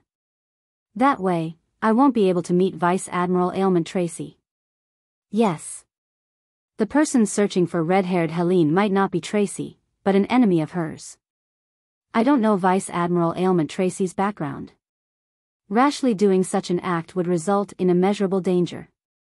It's best to be safe and abide by my wishes. I'll first search for red-haired Helene, and after determining the details, I can consider the subsequent actions. At that moment, Klein suddenly felt that something was amiss in the living room. Danitz's snoring had softened, and the time between each snore shortened. Vice Admiral Iceberg is here. Klein turned the handle and opened the door to the bedroom. While making this silent action, Danitz sat up with his eyes open. He tried hard to hide his smile as he said, "Captain came. She said that Admiral of Blood's crew was sighted at Longtail Island and is continuing south. His destination seems to be the Berserk Sea. The source of the news is trustworthy." Longtail Island? The island at the southern end of the Worsted Sea? From the looks of it, Admiral of Blood previously planned on coming to Biyao, but the fight between Calvetua and Sea King John Cotman scared him away. He circled around the area and headed straight for the Berserk Sea. Yes, it's probably because his intelligence officer, Old Quinn, didn't send a telegram to inform him. Klein felt pangs of regret and could only lament how reality changed faster than his plans. He had planned to make his hunt of Admiral of Blood become the crowning battle of the crazy adventurer and bounty hunter, Gehrman Sparrow. Killing a single steel Mavati ultimately lacks that shock and awe effect. Klein didn't say a word as he calmly looked at Danitz. Danitz felt a little uneasy from the intense stare as he gave a hollow chuckle. Admiral of Blood has fled. Your cooperation with Captain has come to an end, right? I can now return to the Golden Dream, right? Further developments can be done via your messenger. Klein pondered for a moment and took out a piece of paper from his pocket. He scribbled the method to summon his messenger. Following that, he flicked his wrist, sending the piece of paper out like a metallic plate. Danitz was a hunter at Sequence 9, so he easily reached out and caught the piece of paper. He scanned it before a scarlet flame rose in his palms, burning the paper to ashes. Even if I forget it, Captain will have a way of making me recall it. He paused and squeezed out a smile before asking again, I can now return to the Golden Dream, right? Klein nodded slightly and said, yes. I can. Danitz held back his urge to pump his fist in celebration, afraid that he would end up antagonizing the madman, Gehrman Sparrow. He smiled cautiously and said, I'll first pay off the room for this period of time and buy a ship ticket. As you know, Biyao hasn't been calm recently. Captain doesn't wish for the Golden Dream to dock at the harbor here. At least you know how to settle the room's payment. Klein didn't say a word as he maintained his austere attitude. He draped himself with a coat and took his hat before walking towards his luxurious suite. When his back disappeared into the corner of a staircase and vanished from Danitz's sight, Danitz shrank back into his room and clenched his fist, pumping them into the air. Wonderful. Wonderful. I'm finally free. He didn't delay in wearing his cap and heading to the front desk of the Wind of Azure Inn to settle the bill. He informed them that this didn't mean that he was checking out. Danitz quickly hit the streets and ran straight for a place known as the Seaweed Bar. He found the air fresh and invigorating. After he took a few steps, he suddenly noticed bounty posters pasted along the walls around a bend. Blazing Danitz, 5,500 pounds. The posters were just 2 steps away from Danitz. That familiar face allowed for a clear comparison with his cap-wearing face. Danitz clenched his teeth and revealed a sorrowful smile. He hurriedly pressed down his cap, nearly concealing his normal line of sight. But even so, he still felt uneasy. He went to a recent department store and bought a gray scarf. He wrapped it around his neck and hid his nose and mouth in it. At this point in time, Danitz relaxed somewhat as he sped up his pace and rushed for his destination. The Seaweed Bar was a place where gangs gathered. It was common for infamous pirates to appear there. Although this place wasn't like the Swordfish Bar or a Mirror's Leaf Bar that allowed access to a lot of information and resources, it had its own unique niche. It had many resourceful secret channels. What Danitz wanted to do was buy a scalp ticket to Galagos, as this wouldn't need him to provide any identification. He knew very well that be it in the past or present, his bounty poster would be plastered across all the ticket booths. He had bought the first-class tickets to the White Agate via the same method as well. After entering the bar, Danitz didn't take off his cap and scarf. He carefully surveyed the area and found Daniel, who sold scalp tickets.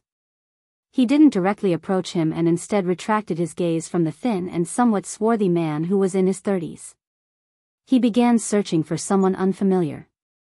After a round of choices, Danitz squeezed through the crowd and arrived beside a lad who was drinking at the bar counter. He tapped him on the shoulder and suppressed his voice. Do me a favor. What? The lad turned his head warily and ended up seeing a suspicious man. The lower half of his face was covered in a gray scarf and the cap on his head nearly hid his eyes. He revealed almost nothing about his face. Such a dress-up simply meant that he was suspicious. This was because the Rorstad archipelago's lowest temperature during the winter was about 10 degrees Celsius. Danitz pointed at Daniel. See that guy over there? Buy me a ticket for Galagos tomorrow. He handed over 3 one-pound notes and chuckled. The rest is yours. Although a scalp ticket was much more expensive than a retail ticket, Galagos wasn't too far, making £3 more than sufficient. Of course, this was also because the journey was relatively shorter, and there was no need for him to buy a first-class ticket. The reason why Danitz didn't buy it himself was because he was worried that Daniel would recognize him, bringing him unwanted trouble. Back when his bounty was only £3,000, pirates and adventurers at his level or lower had to consider how many people were needed to take him down. The bounty received wasn't something that could make them forget about their fear towards Vice Admiral Iceberg and the risk of losing their lives. Hence, very few people would take the initiative to attack him. As such, his safety was pretty much guaranteed in such black markets. But now, his bounty reward had already reached £5,500. Even if several people joined forces, the amount of money each of them could get was a sizable sum. Furthermore, there were many people out at sea who were desperados. Apart from that, there would be people who found their own bounties too low and wished to prove their strength. These people would definitely challenge a target like Danitz, who was infamous but was of little risk. It was precisely because of this that Danitz was afraid that Daniel would betray him. Therefore, he hired a random person to buy it on his behalf. The lad held the cash and gave Danitz another look before getting up from his seat. He then walked towards Daniel. He deliberately slowed down his footsteps when he walked past some drunkards as he whispered to them. When Danitz saw this scene, he suddenly became guarded. He thought of a problem. With him acting suspiciously, it was very obvious that there was a problem with him. He was a perfect target for being betrayed. Do you think my reputation as blazing was bought? Danitz planned on teaching the lad a lesson after he obtained the ticket. At this point, he discovered that a familiar figure had walked in.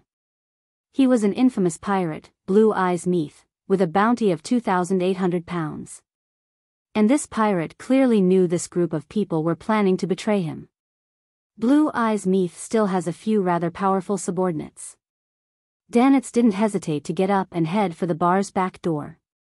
His speed increased as he agilely forced himself through the drunkards and escaped from the bar. Then, with his rich anti-tracking skills, he completely escaped from the group of people. Danitz didn't dare to stay on the streets since it was already dark. The patrolling police and soldiers would begin increasing. He went straight back to the Wind of Azure Inn and opened the door to the luxurious suite. Inside, he saw Gehrman Sparrow admiring the dusk. Danitz had a thought as he forced a smile. There's something. I forgot to mention it just now. Captain wishes to ask if you have any interest in meeting her at Galagos? This was a question he had previously kept secret. He had planned on returning and telling his captain that Gehrman Sparrow wasn't interested. But now, he realized that he had a low chance of surviving in Biyao once he was separated from the crazy adventurer.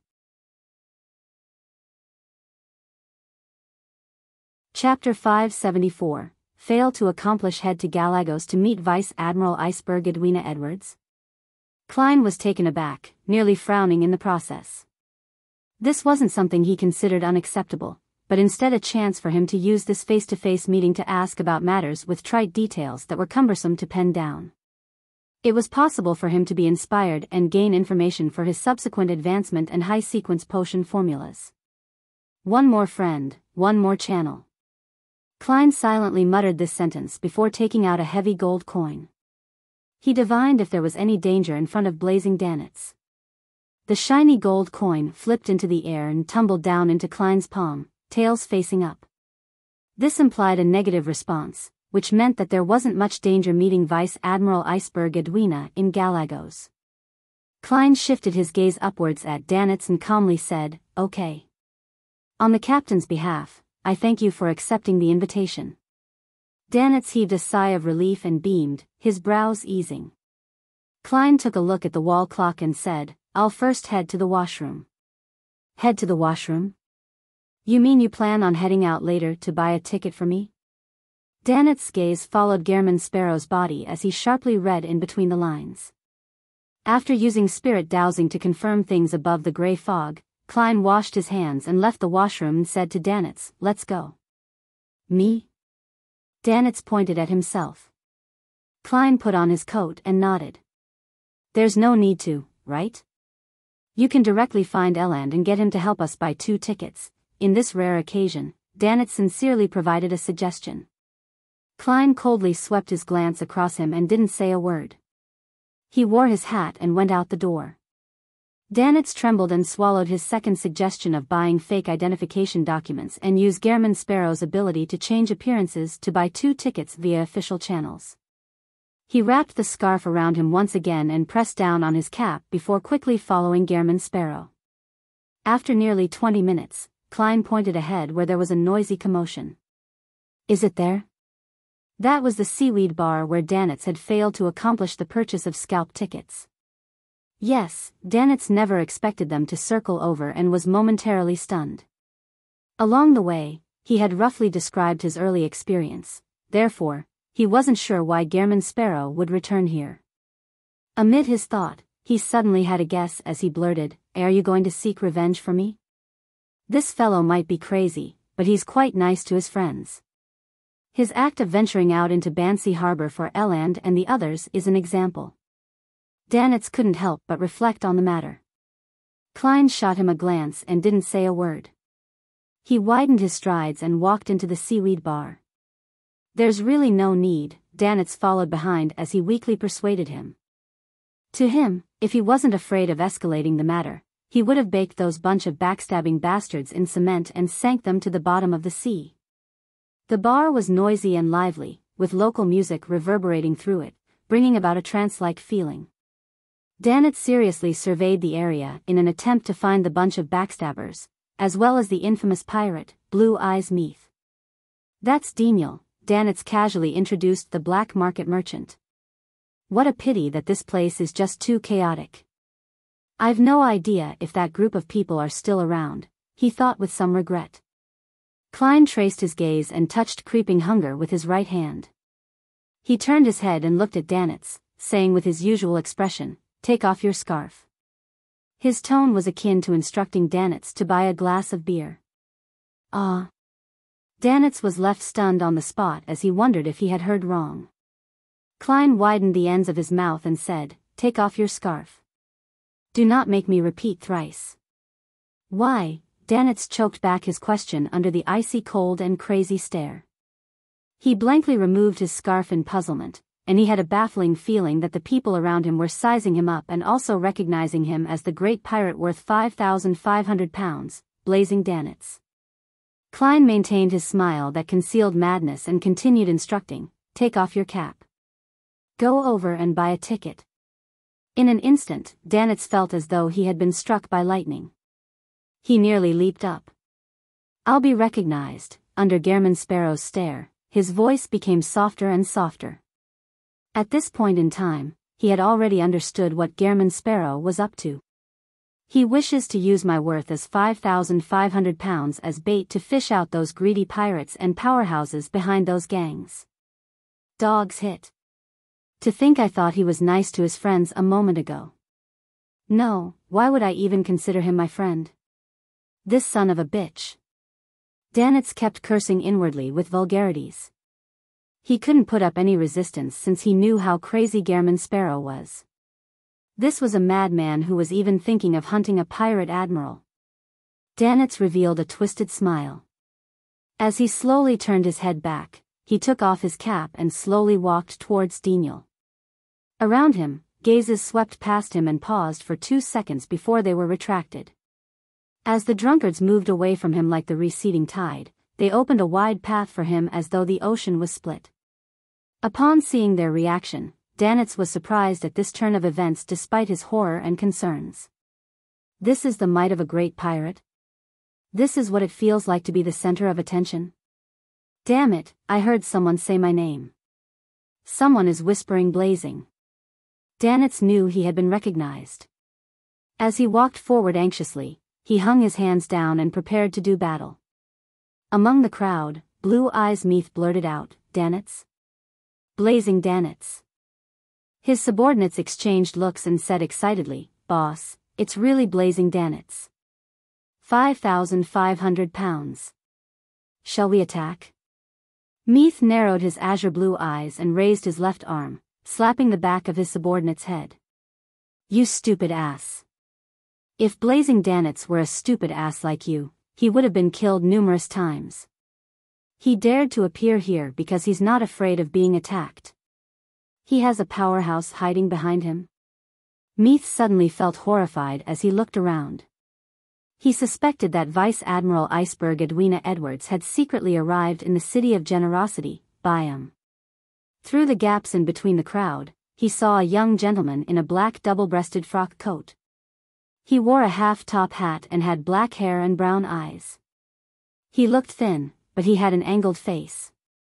Without any words, Meath's spiritual perception told him that this was a terrifying existence. His high spiritual perception had previously brought him numerous troubles, but it had also helped him successfully evade even more dangers. "Let's go," he suppressed his voice as he ordered. Then, with the help of the patrons blocking him, he fled from the bar's back door just like how Danitz did previously. Danitz came right in front of Daniel while shuddering in fear before buying 2 tickets to Galagos from a blank and horrified opponent. Even after he returned the way he came and received the signal from Gehrman Sparrow to walk out the bar, he didn't notice anyone suddenly assaulting him. Isn't it said that there are many desperados among pirates? Indeed, a last-minute and rushed trap is hardly effective. Something abnormal usually implies that something is amiss. Of course, one can use the abnormality to scare the enemy. Unfortunately, Klein pressed down on his hat before following Danitz out. At that moment in time, Danitz was loitering around a street lamp. When he saw Gehrman Sparrow walk out, he barely smiled and said, "Can I wear the scarf and cap already?" "Ha, that group of cowards." "Yes." Klein didn't stop as he sped up once he reached the other end of the street. Danitz's pupils contracted as he hurriedly chased after him and inquired, "Why are we suddenly running?" Klein didn't turn his head as he calmly said, "Do you wish to stay here to be invited back by the mandated punishers?" As he spoke, he took out a paper figurine, threw it out, and burned it to ashes. Only then did Danitz snap to his senses. Although that group of cowards didn't dare to attack him, they definitely had the courage to report him. If he was successfully taken down, they still had a chance of receiving parts of the reward. They ran all the way into a secluded alley before Gehrman Sparrow stopped. Only then did Danitz have the time to wrap his scarf properly and wear his cap. "Where are we heading now?" Danitz asked with a slight pant. Klein glanced at him. "Find Helene." The corners of Danitz's mouth twitched, yearning to throw a fireball over. "To buy tickets to the Dylinius Island," Klein added as he passed through the alley. Dylinius Island was the first island past the south of the Rorstad archipelago. "Right, there's a ship there that heads for Galagos." Now, with everyone's attention focused on the liners from Biyao to Galagos, no one would imagine that we'd take a detour to Dylinius Island and travel from there. Danitz followed as he was enlightened. On Tuesday morning, Klein personally helped Danitz don a disguise, making him look like a mixed blood who wore gold-rimmed glasses. Although there was no way to use his faceless powers, it was still at least 10 times better than Danitz's own attempts at disguising himself. They successfully boarded the ship and prepared to head south to Dylinius Island harbor. The journey was expected to take 10 hours. Whoosh! The liner left the harbor and steered into the sea. Under the bright sunlight, thin clouds, and blue skies, this hybrid-powered ship silently sailed through the gentle waves amid the cold breeze all the way into the afternoon. At this moment, Klein was inside the cabin, pondering over some content in the Book of Secrets. Danitz was pacing about, thinking about how he could brag to his mates. Suddenly, their vision darkened as though a cloud had drifted over to blot out the sun. Klein subconsciously looked out and saw that a gigantic pitch-black sailboat had appeared at some moment in time. It was nearly 100 meters long and had its sail fully opened. By the side were rows of cannons. Before it approached, it steered in a different direction, but it still made the surroundings seem to have a black sun pass by. Danitz revealed a reverent and apprehensive expression that was mixed with a longing but abhorrent look. He hissed before whispering in a dreamy manner, "Dark Emperor." Chapter 575, Golden Dream. Upon seeing the gigantic black sailboat, Klein's first reaction was fear and wariness. He suspected that the demigod, king of the 5 seas Nast, was here for him. But he quickly refuted that guess.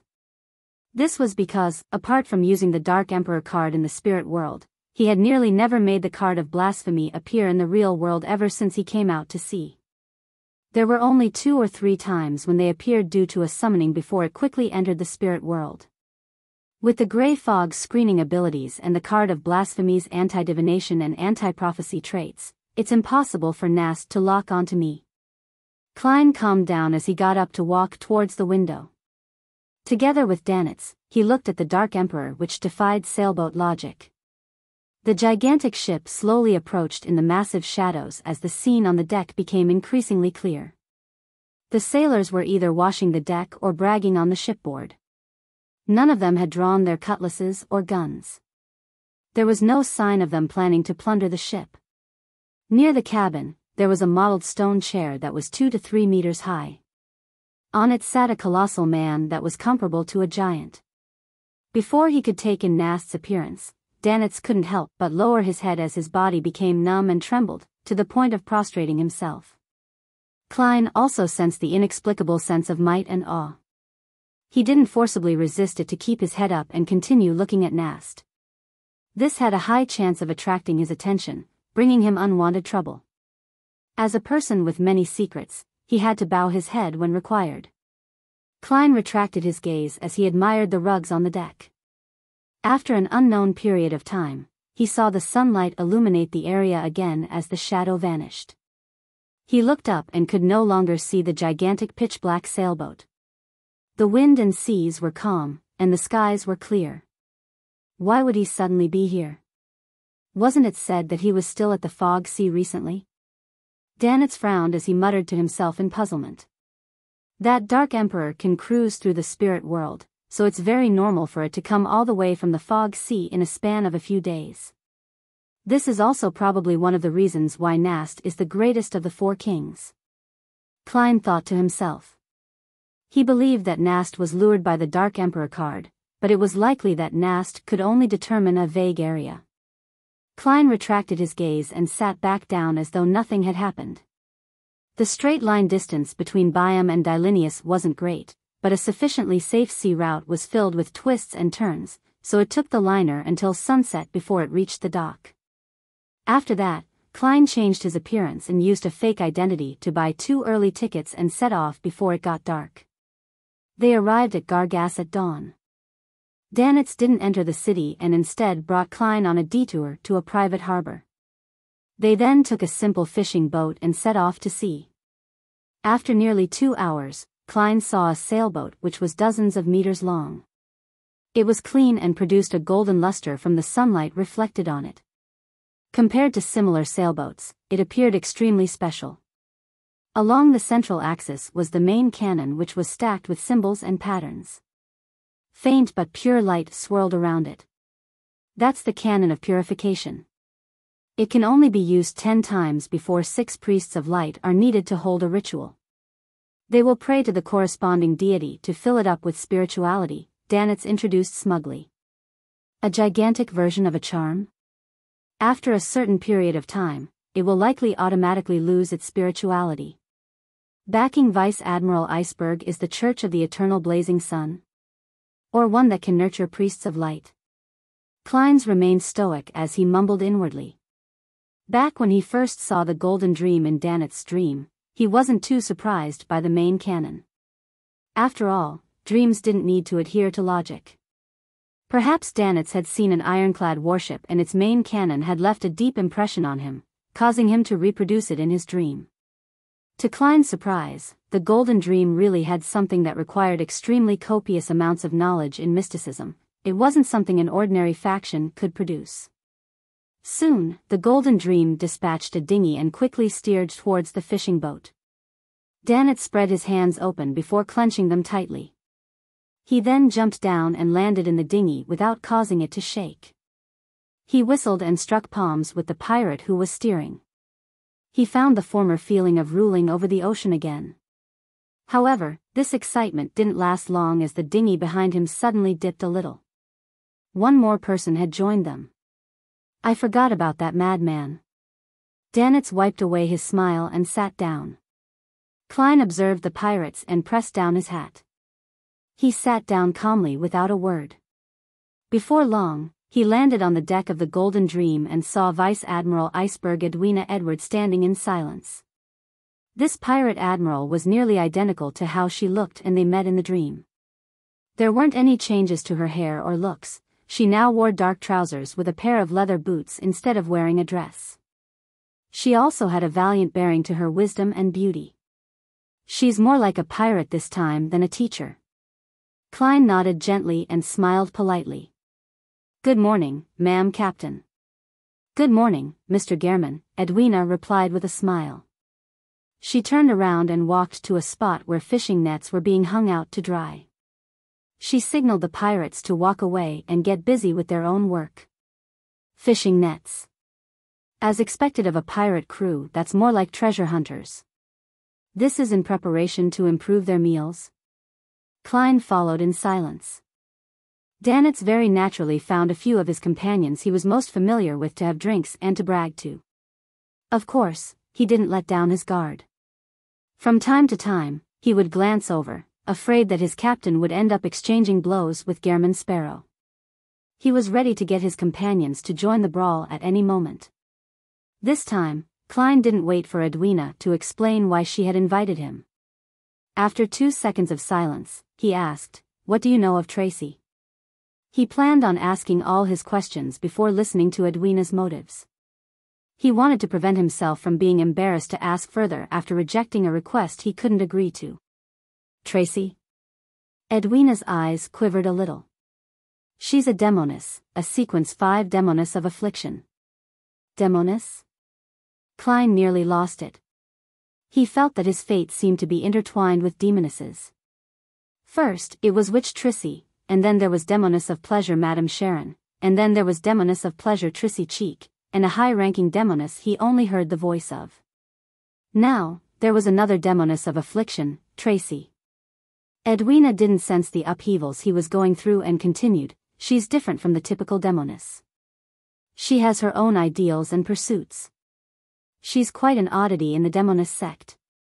However, she would still work for the organization doing work such as human trafficking or something else. Different from the typical demoness? She doesn't give up on herself and chooses to give pleasure to women?" Klein suddenly thought of red-haired Helene. However, he couldn't be certain because not every demoness was the result of a man changing into a woman. There were real women who wished to become an assassin. After asking for the details, Klein deliberated and asked, "We met Nast and his Dark Emperor on the way here. In the recent months, matters involving you, Senor, Tracy, and Nast have happened in this area of the sea. This is rather abnormal. 4 out of the 4 kings and 7 admirals had involved themselves in the Roarsted Sea in a short span of time. This wasn't even including the recently recruited Tarot Club member, Admiral of Stars Catlia. In terms of probability, this was indeed quite abnormal." Of course, Klein had some theories, but he wished to see if Vice Admiral Iceberg was able to provide some fresh insight. Edwina listened without saying a word. She pulled the edge of a fishing net and held it in front of her. She took out a fountain pen, a brass dagger, metallic bottles, and other things from her pockets and the inner section of her belt and placed them on the spread-out net. They latched on firmly without moving. It didn't seem like there would be any interaction between them. At this moment, Edwina bent over and picked up a rock used to press down the net, and she placed it in the middle of the open net. The net immediately depressed, causing the surroundings to contract. The fountain pen, dagger, and bottles tumbled towards the center and gathered beside the rock. "It's probably something like this. Some unknown existence has appeared in the net of fate and is pulling us towards it," Edwina explained simply. "This is like an actual model of the law of convergence for Beyonder characteristics." Klein thought as he nodded. With regards to this, he was both enlightened but puzzled as well. He was enlightened because Edwina's explanation was nearly the same as his guess, but he was puzzled because it couldn't be used to analyze the problems. "The King of the 5 Seas Nast appeared because of me. Vice Admiral Ailment Tracy can also be barely explained, since I did come into contact with Trissy Cheek. As for Vice Admiral Iceberg and Admiral of Blood, I can't find a reason. Perhaps it's purely a coincidence? Besides, it's the latter that attracted the former out. Klein retracted his gaze and asked about something else. Then, he said, "Ma'am Captain, is there a reason for inviting me here?" Edwina gave him a deep look and said, "Your identity indicates that you came from Backland.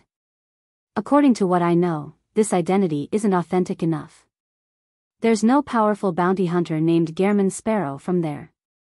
The faction backing you is very powerful. Furthermore, it has quite an extensive network in Backland. You managed to so quickly notice a problem with my identity." Klein didn't panic as he smiled calmly. "Everyone will have some secrets." Edwina remained silent for a few seconds without pressing the issue. She then said, "Not long before Calvetua died, you sacrificed something to it." Klein turned his head slightly and swept his gaze across Danitz, who was drinking beer. Cough. Cough. Alarmed, Danitz spewed the beer all over himself. Klein retracted his gaze and didn't deny or admit it as he looked at Vice Admiral Iceberg Edwina. Edwina continued without a change in expression, "After Calvetua died, the sea god is still replying to its believers."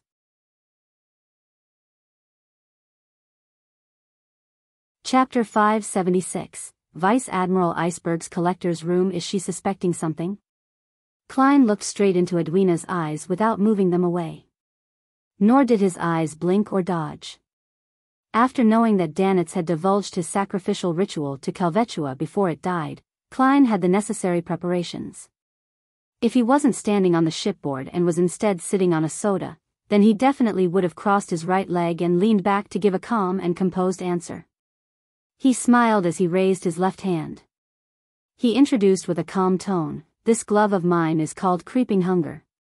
Klein believed that Danitz, who had witnessed him in combat, had definitely passed the relevant details on to his captain. Therefore, with Vice Admiral Iceberg Edwina being of equal rank as Vice Admiral Hurricane Kalangos, it wasn't difficult for her to guess that he had acquired Creeping Hunger.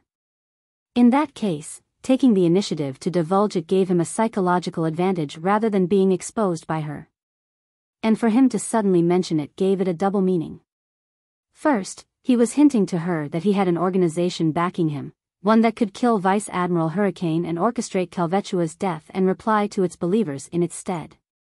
Second, it was a warning for Edwina that she was not to attempt to investigate or delve deeper into the matter.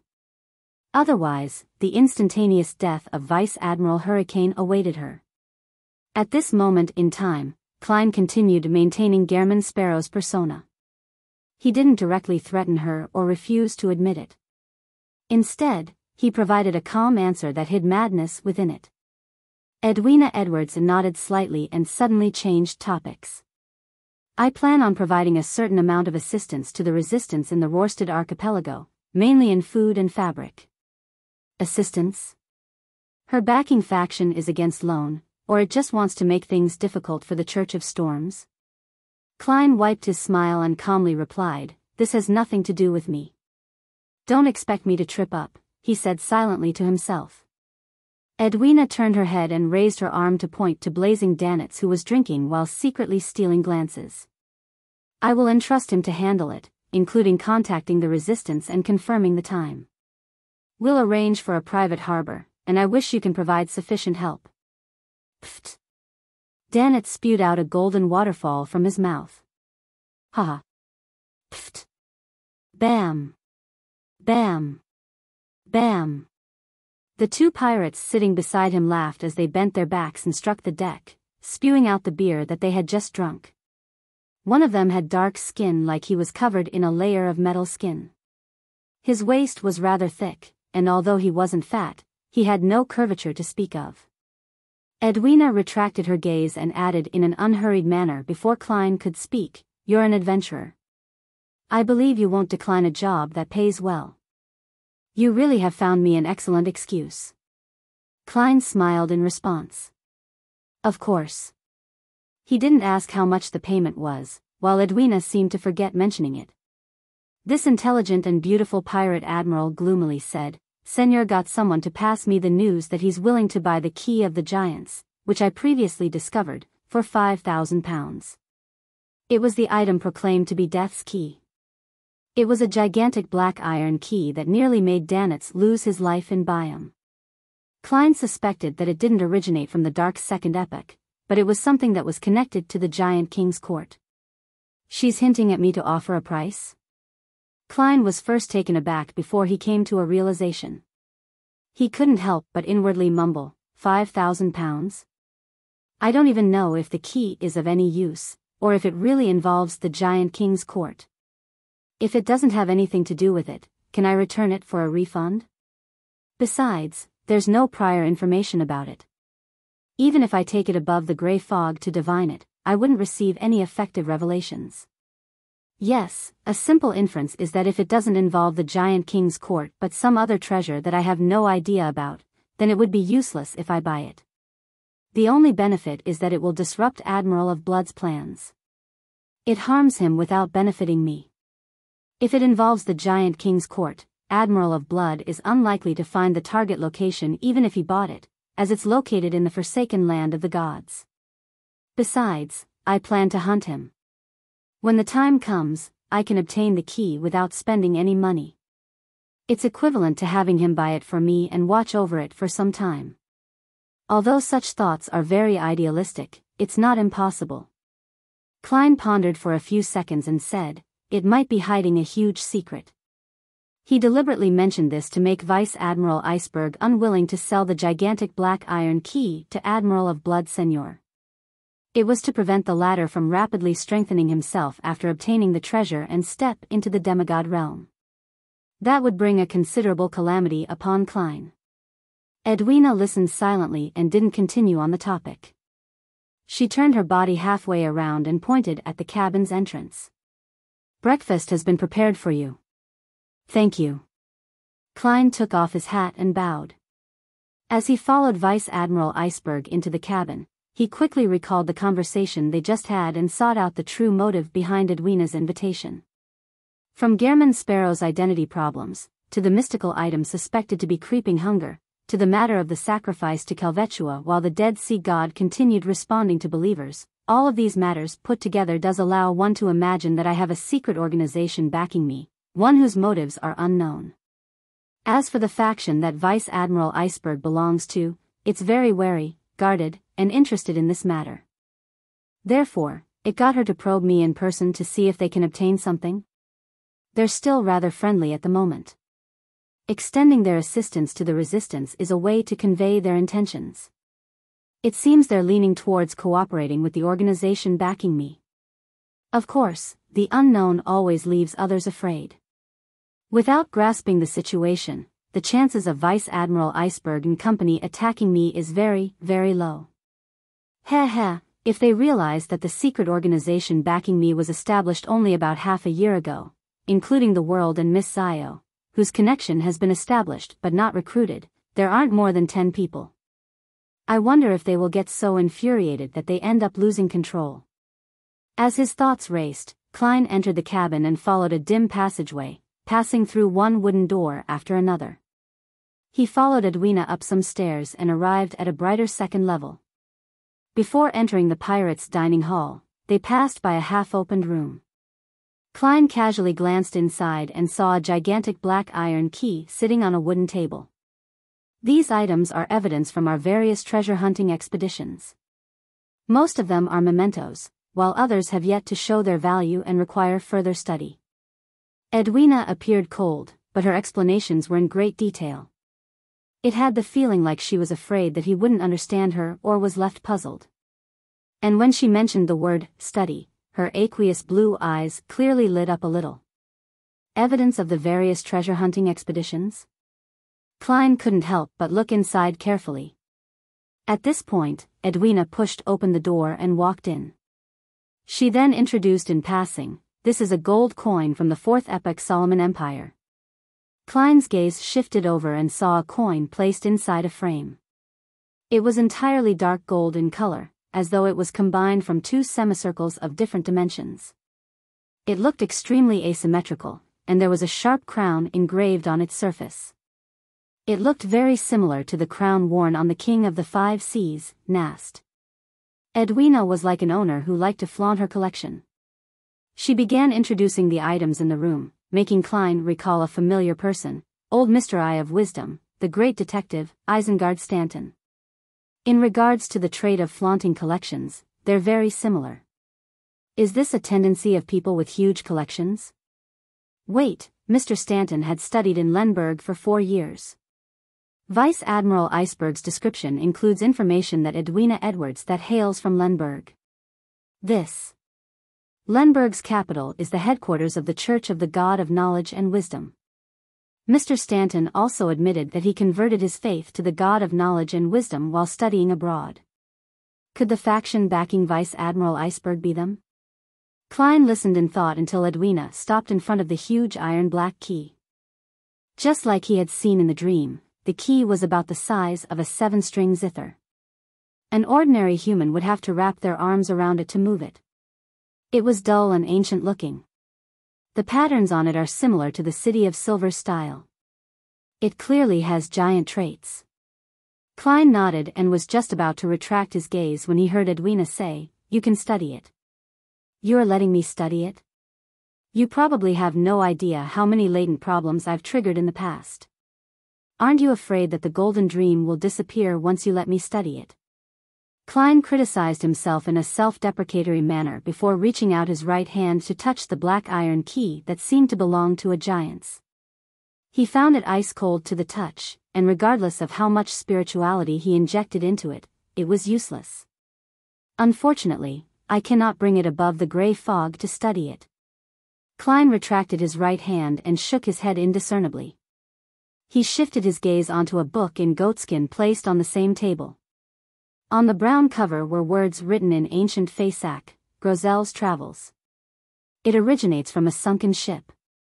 It had been soaked at the bottom of the sea for 165 years without suffering any damage, Edwina introduced. It records a story about a giant named Grozel. He had decided to head to the Nation of Frost to hunt the King of the North, a powerful frost dragon. Along the way, he encounters companions, a female elf, a devout ascetic, an aristocrat of the Solomon Empire, and a lone soldier. The story develops until they encounter the King of the North before it suddenly comes to a halt. It's not the end, but the later pages cannot be opened no matter what methods are used. You can give it a try. This isn't a notebook in a journal style, but rather a novel. This novel sure is odd. It puts together characters from different epochs and eras. It should be something that was recently produced. Klein flipped through the book and allowed the yellowish-brown pages to slide past one after another. The content was roughly what Edwina said, but the story appeared rather abrupt and fractured. It kept making Klein suspect if he had missed a paragraph.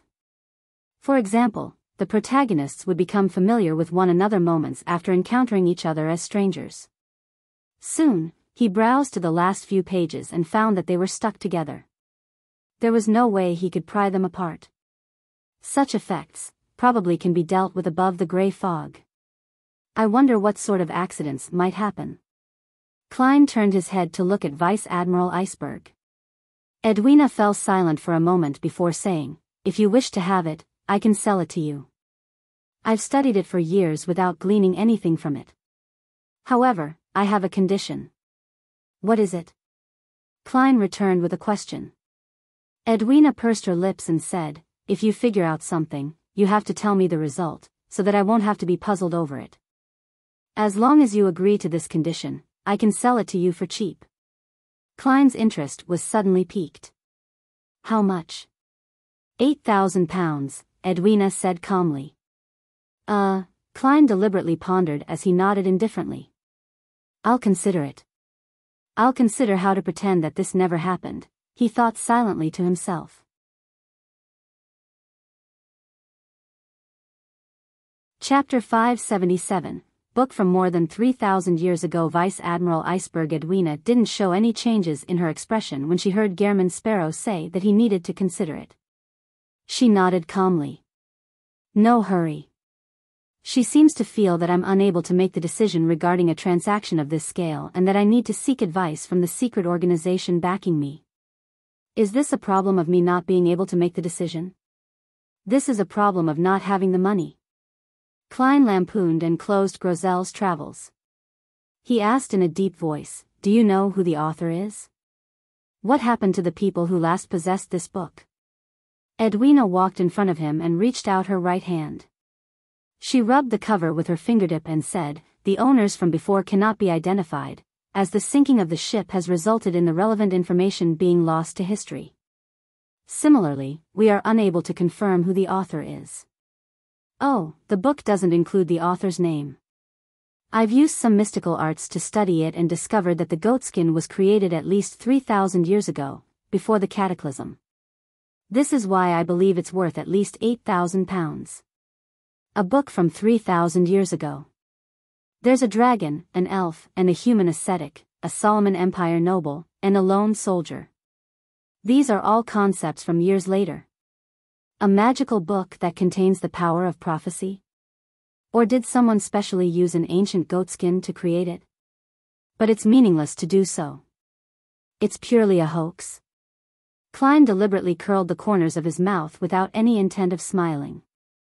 "The giant's name is Grozel. Could the author be Roselle?"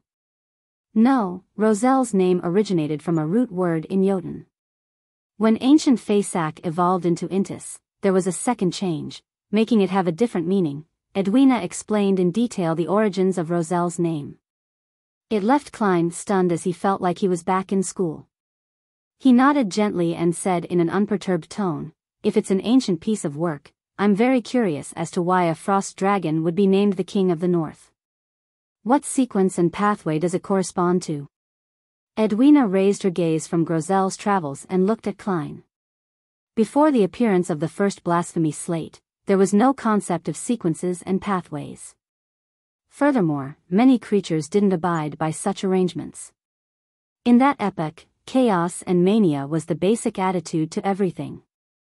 Some dragons might gather many Beyonder characteristics related to frost, just like a demoness frost, a zombie's frost, and a weather warlock's frost. As such, it would possess rather powerful strength and a relatively high level. Of course, such a gathering would definitely lead to death and a loss of control. This means that if it doesn't die, it would definitely lose control and become a monster. However, a dragon is a monster in and of itself. If there are many similar products of this sort from the dragons, giants, and elves, then it can be understood why the second epoch is known as the Dark Epoch. Klein pondered for a moment and inquired as though he was talking to himself, "This results in the wastage of Beyonder characteristics?" Edwina looked at him for a few seconds. "Emperor Roselle once said this, whatever separates will definitely converge, and whatever converges will definitely separate." "The Emperor said that before?" "I understand the first part. That's another form of saying the law of convergence of Beyonder characteristics. But what does the second part mean? After the convergence happens to a certain extent, it would tend to separate and dissociate? When one doesn't belong to a particular pathway, the extremely chaotic convergent mix will cause a dissociation? The more chaotic it is, the more repulsion there is between the characteristics? Such words aren't likely to be said to anyone. It definitely isn't something that's spread out in the public. Last time, I guessed from the Vice Admiral's usage of the Roselle's dream spell and her last name that she's a descendant of one of the four horsemen of the apocalypse, Edwards. It's extremely possible. After the Emperor perished, their family escaped to Lenberg and gradually converted their faith to the god of knowledge and wisdom. What a good teacher. She answers any question. Klein didn't speak further as he continued admiring Vice Admiral Iceberg's collection. At the same time, he had some thoughts. He planned on asking Little Sun via the world during the tarot gathering if he knew of the book, Grozel's Travels. Of course, in order to prevent the hanged man from sensing something problematic with the world and hence, figure out that something was amiss with the fool, he decided to communicate in private while blocking everyone else. After a brief excursion of the room, Edwina led Klein out and entered the captain's room in the dining hall. The relatively special food here is yogurt. You can add strawberry jam and other things. You can also directly add honey. Edwina pointed to the row of food outside. There's some dried fish that isn't bad. They come from the deep sea, species that have yet to be named. As she spoke, she gestured for Klein to take the food for himself to bring back to the room. She then got up and made herself an example. Klein took some yogurt of unknown origins and added a few spoonfuls of honey. Then, he carried his tray and placed pork sausages, buttered bread, and other food on it. During this process, he saw a young man dressed in a white shirt and black vest, decked out with a flowery bow tie, looking more like an office worker than a pirate, approach Vice Admiral Iceberg Edwina and have a hushed exchange with her. The man had pretty good looks with almost blonde hair other than his slightly black hair roots. His hair was neatly combed to the sides. His eyes were a very light lake green color, and his nose was sharp. He had thin lips and that made him exude a trustworthy vibe. Don't be fooled by that guy's appearance. He's a wolfish can. He stinks deep down. Danitz whispered in contempt, having entered the pirates' dining hall and arriving beside Klein at some point in time. Klein turned his head and glanced at him without saying a word. This was because he knew Danitz would offer to explain without him egging him on. Without waiting for Danitz to speak, a man with a swollen waist beside him said with a crude and sharp voice, "He's the third mate, Jodson. He used to be a Casanova and part-time pirate, saying that he would steal our captain's heart, but he ended up getting a beating. He ended up staying to be educated. Dog's hit. In short, he's a bad egg." Danitz emphasized. "He's a bad egg," another pirated with iron-black skin echoed. "Why do I have the nagging feeling that all of you are the same?"